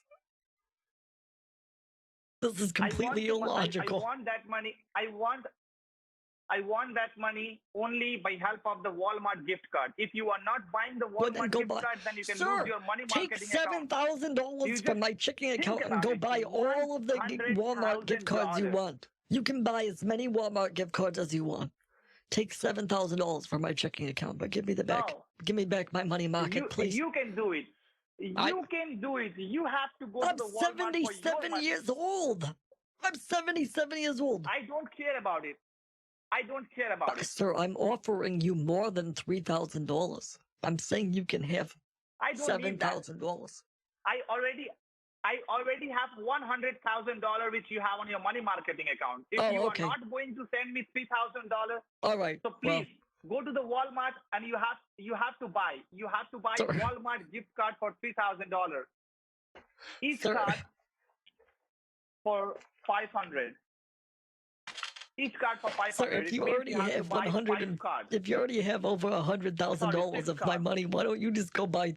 Why don't you just go buy whatever you're buying from Walmart? I don't understand. I don't need your money marketing account. I'm not that kind of guy. I need only $3,000 from you. I am going to put back whatever the money as you can see before. Just wait. Sir.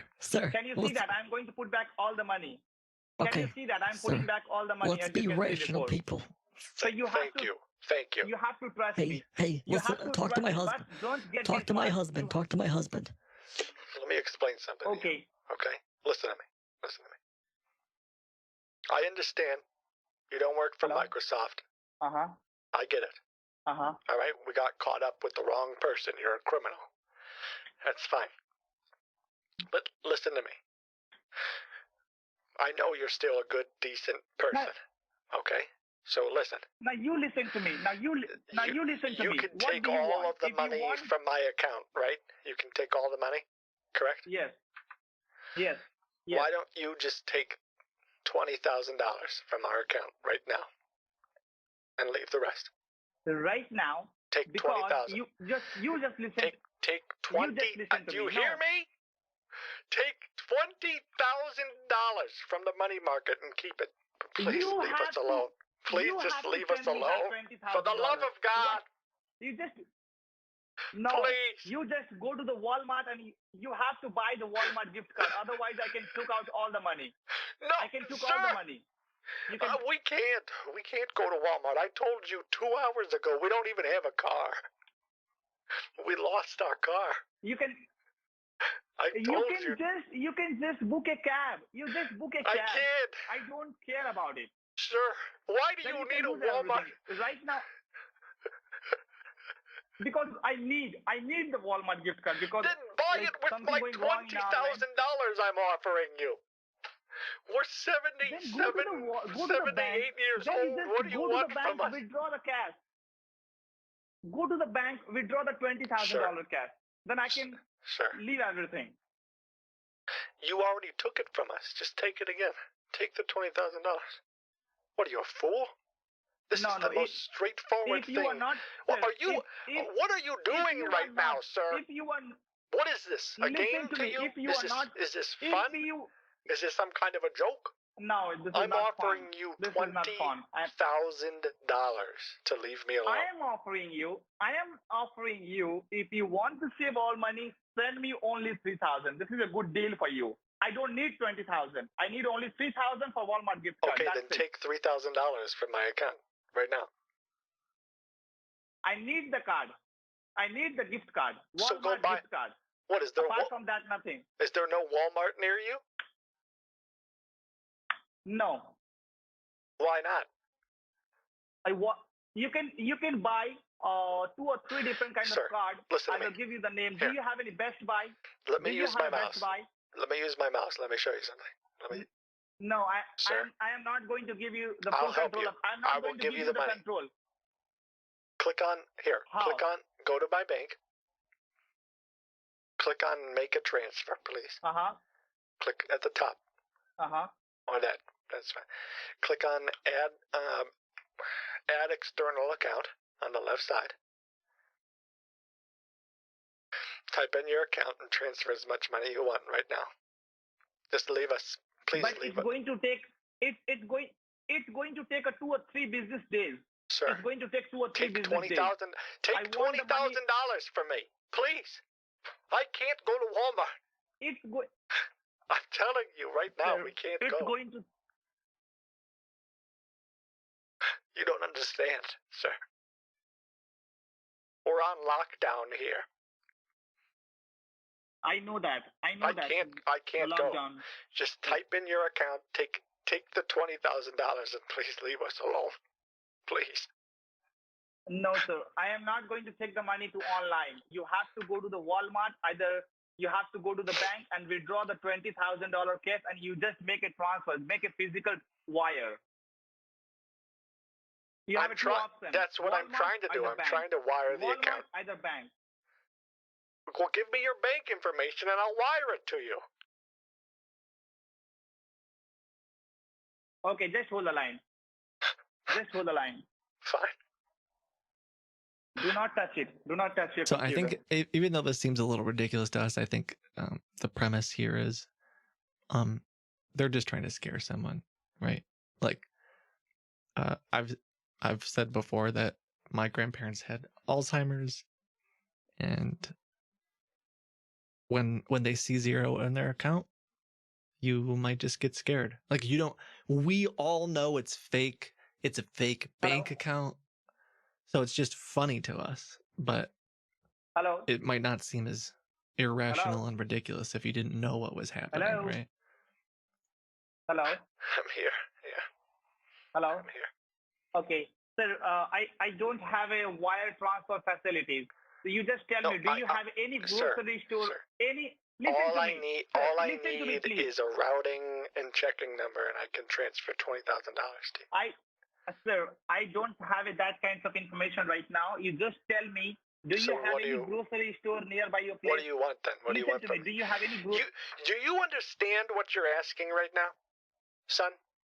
You are saying that you could steal $200,000 from me right now, but instead you want me to go to Walmart for you.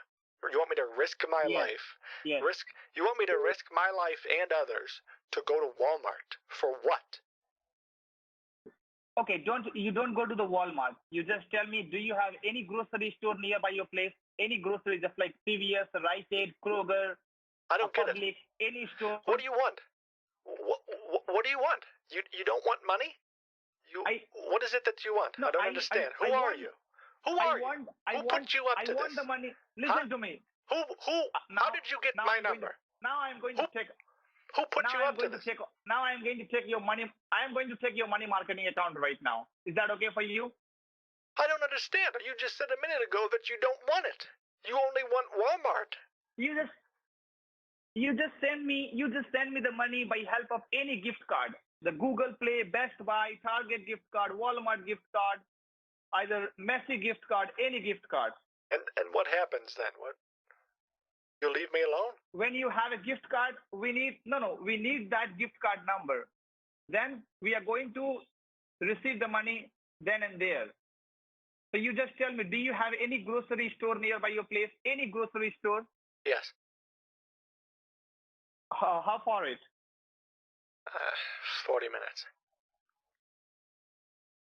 Okay. Now you just tell me your cell phone number. This is your cell phone which you are talking to me? This is the cell phone? Yes. Okay. Now go to the grocery store. In that grocery store, they have a lot of the gift cards, just like Google Play, either Messi gift card. Are you a spy? You have to buy Google Play and the Messi as much as you can. I am on the line. Do not hang up the call. Leave your home right now. Just go to the store and you have to buy the gift card for me for $5,000 only. You said only 5,000. We don't need 20,000. We don't need 20,000. You said 3,000. You just forget about everything. We don't need. No, this time, if you don't go to the Walmart, then I need 5,000, and everything gets settled down with $5,000. I don't need 20,000. I don't need $100,000 which you have on your money marketing. Sir, wait. If you're taking all of my money from my account, and where are you putting it? If you don't have a bank account, where are you putting it? I am going to take out all the money which you have on your money marketing when you get the gift card for me. Sir, where are you putting it? You're wire transferring it, correct? No, we need that gift card. By help of that gift card, we are going to take back receive the money. If you are listen to me. Listen, use your brain. If you just took $160,000 from me, wire transferred, let me wire transfer $5,000 to you then. No, I am not give you my account details. We have some protocol. You don't have to give them to me. You don't have to give them to me. Just do it. Use my computer. I'll go down in the basement and do whatever else. No, I don't don't use your computer. You can see what I'm putting the number. You can see that number. Use your brain. Putting the number. Use the brain that God gave you. You just took $160,000 from me.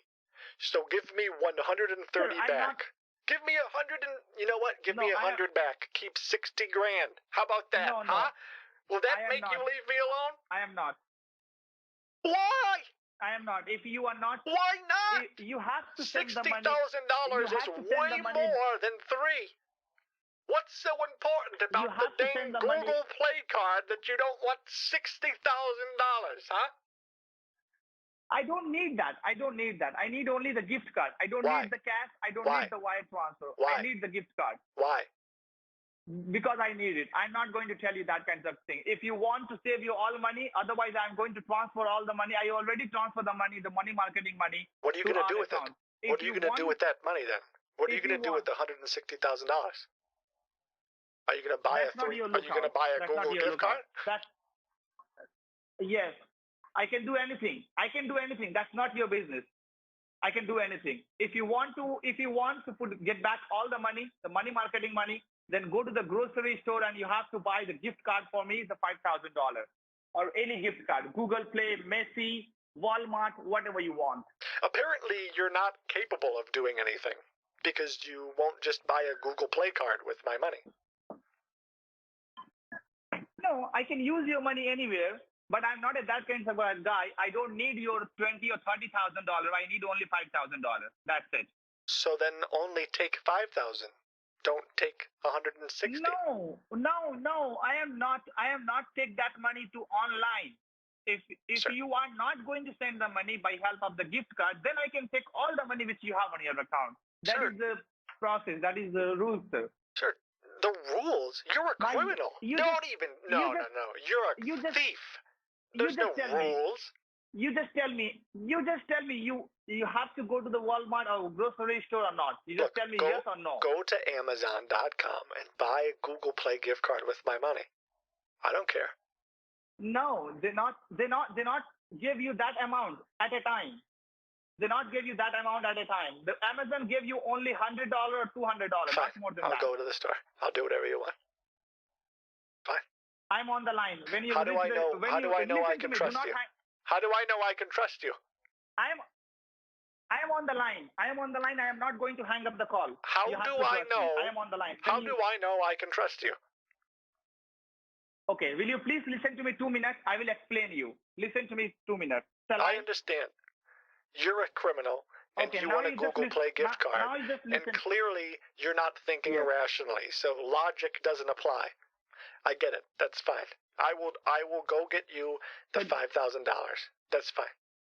But how do I know I can trust And you? listen to me. How do I know? No, you listen to me! How do I know telling you that if how you I can trust risk me. my I am life telling going you. to the store and I risk getting other people sick for your $5,000 Google Play card, how do I know that you're not just going to ask me to do it again? And again and again. Okay, now you listen. Okay, now I am telling you. What are you going to do for me? Now I am telling you. Listen to me. Will you please listen to me? When you go to the store, I am on the line with you on your cell phone. I am not going to hang up this call. Once you have a gift card, come back to your home. We're gonna redeem some gift cards. Your money marketing account. Then you can give me the Google Play card number to me. That's the thing I can do for you. But in the store, how do I know that you're not just going to take my money again, huh? How do I know? You don't have any other option, sir. You don't have any other option. You have to trust me. You don't have any other choice. I don't trust you. You have to give me something. You gotta. Okay. You don't trust me. Can then you I'm going to can you at least your wait? saving and the checking money. Can you Can you say something? I mean, what can you do for me to? I can take your saving money also. That is okay for you? Sure. What's wrong with you? So please don't waste the time. Go to the store and you have to buy the gift card for me. And the store, they don't give you the card. You have to tell them, I am buying this card for my children. I was hoping that I could get him to do something goofy, you have to tell anything personal, but do not tell anything about the computer. Otherwise, they don't give you the card. Okay, I need your help. Okay. I need to figure out how to get to the store. I need. Can you call me? All right. Can you call me? I tell you. Will you pay for an Uber? At least. No, you can pay. You can pay that money by help of your card. That's how I. You can that's pay a that good. money That's by how help I of the know. card. That's how I'll know I can trust you. You pay for the Uber. How about that? Okay. Yes, I can pay. Yes, I can pay for the Uber. Could you tell me your zip code? What is your zip code? Could you tell me, please? 60652. He's not gonna pay for it. 60652. Why is he on Apple.com? Like, what is he doing on?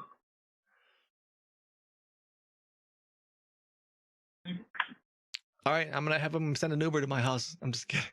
Just hold the line. Do you know this place? Oh, he's gonna tell me to go to the Apple store now. Hello? You don't know this place? Sir. Yes. I'll go buy a Google Play card. I just have to figure out. I'll call my son, okay? Maybe he can come pick me up. All right. If you are going to call your son, then they not allow you to buy those cards. So if you are taking my personal suggestion, then you go to the store. I am with you. I am guide you. I'm playing by your rules. All right. You call. I'll give you my son's number. You put him on the phone. How about that?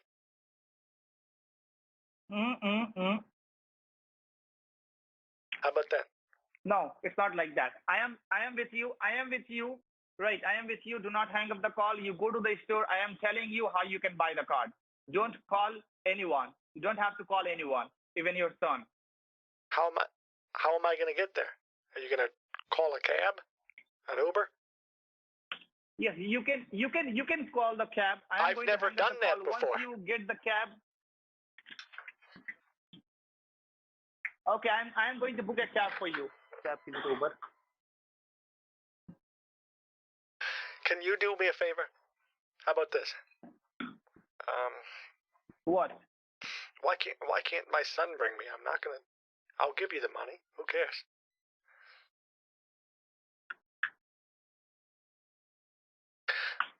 How about, okay. Oh, maybe I can just get him to just hold the line. I don't actually want him to book an Uber because then some person's gonna get the job and show up to some address, But I'm trying to think of a way. Just wait. I'm just trying to send the money to wire transfer, right? Of course. I was gonna say there's zero chance. Oh, okay. It doesn't make any sense to me at all that he would spend sir, when a I transfer single the funds, dollar. it's going to take 2 or 3 business days. That is the reason I am telling you. I don't think he's gonna spend a single dollar. You go to the store and I am book a cab for you. I am going to book a cab for you. Just wait. But I'd like to see. I was trying to think if I could make him donate money to a charity or so I trust him or something. Yeah. Can you hear me? The guy will just do a chargeback. That's the thing. He'll pay with a credit card. It's not like he's actually gonna. All this stuff is just gonna be. If he actually did pay for it, he'll pay with a stolen credit card from some other person he scammed and then do a chargeback. It's not like he's gonna use his own money. So I can't really do a charity or anything. Yeah. I don't think any of it'll even work. Make him gift subs? No. But that's the thing. These guys, the bank accounts that they give me, 95% of the time are stolen from victims. Hello? It's not his own bank account, Hello? What?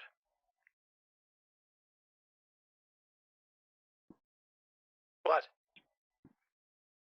So we. Just hold the line. And that's why I always ask for if they have accounts here in the United States, it's a lot easier to talk to banks in the United States and help the people get their accounts back. Oh, he's trying to book a cab. Oh, bro. Can we just try? Can we at least try transferring it online? I really don't want to leave the house. No. Sir, I don't want to get sick. When? A good friend of mine. Don't worry. Don't worry. I don't want to get anyone else sick. I am with you. Don't worry. It's nothing going to happen. Just wait.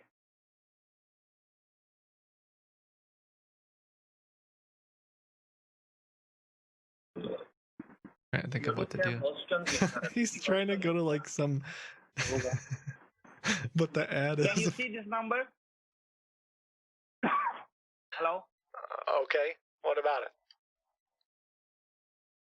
Can you see this? You have to call this number. You have to call this number and book your cab. Okay, but you're going to pay for it, right? What, are you going to give me a credit card or something? Yes, you can pay a credit card by the debit card, either cash. No, I'm saying you told me you would pay for it. So are you going to give me your credit card? So you pay to me 20,000, but I don't need 20,000. I need only 5,000 from you. Sure, So this is a way that I can trust you, right? It's going to take. This is a small way I know that I can trust you. pay for my cab, and I Yes. will. How about that? No, I'm not going to pay any money for that cab. How do I know I can trust you then? You told me that you would. You lied. You told me that you would book an Uber for me, that you would don't pay for it. And now you don't have any other choice. Oh, you don't God, have any you're other gonna option. steal all my You money, have to aren't you? trust it. Do you ever get this feeling? Do you ever get this feeling that some new discovery should make more impact, should send more shockwaves through society? Like it should be viewed as a big deal, but it simply isn't. Here's AI safety memes. I'm old enough to, like, where did that come from? Point being is when you start to do these practices that you see that we're not really in control of our thoughts, who we are in that brain of ours, in that mind of ours. We're more like the observer and we're kind of the conductor. The thoughts come and go and we look at them and we kind of rate them and judge them. The really weird thing is no one really taught you to do that. Your ability to kind of introspect and analyze your own thoughts, to kind of distance yourself away from that. Nobody taught you to do that. It just is. You just have that. You're gonna take all my money. God, I've seen this in movies. You can call this number right now. I figured if he gave me a credit card, I could just. Look, guys, I've done a lot of crazy stuff when it comes to health protocols. I've injected millions of young Swedish bone marrow into my joint. I removed all the plasma from my body. I've spent 9,500 minutes in a hyperbaric oxygen therapy chamber. And I even used my own son as my blood pool. But one thing I haven't tried yet, which is one of the oldest of all therapies, is a hot box, also known as a dry sauna. Sauna has become insanely popular over the past couple years. What about the sauna, bro? The more often you do sauna, the better. Sauna's almost every day.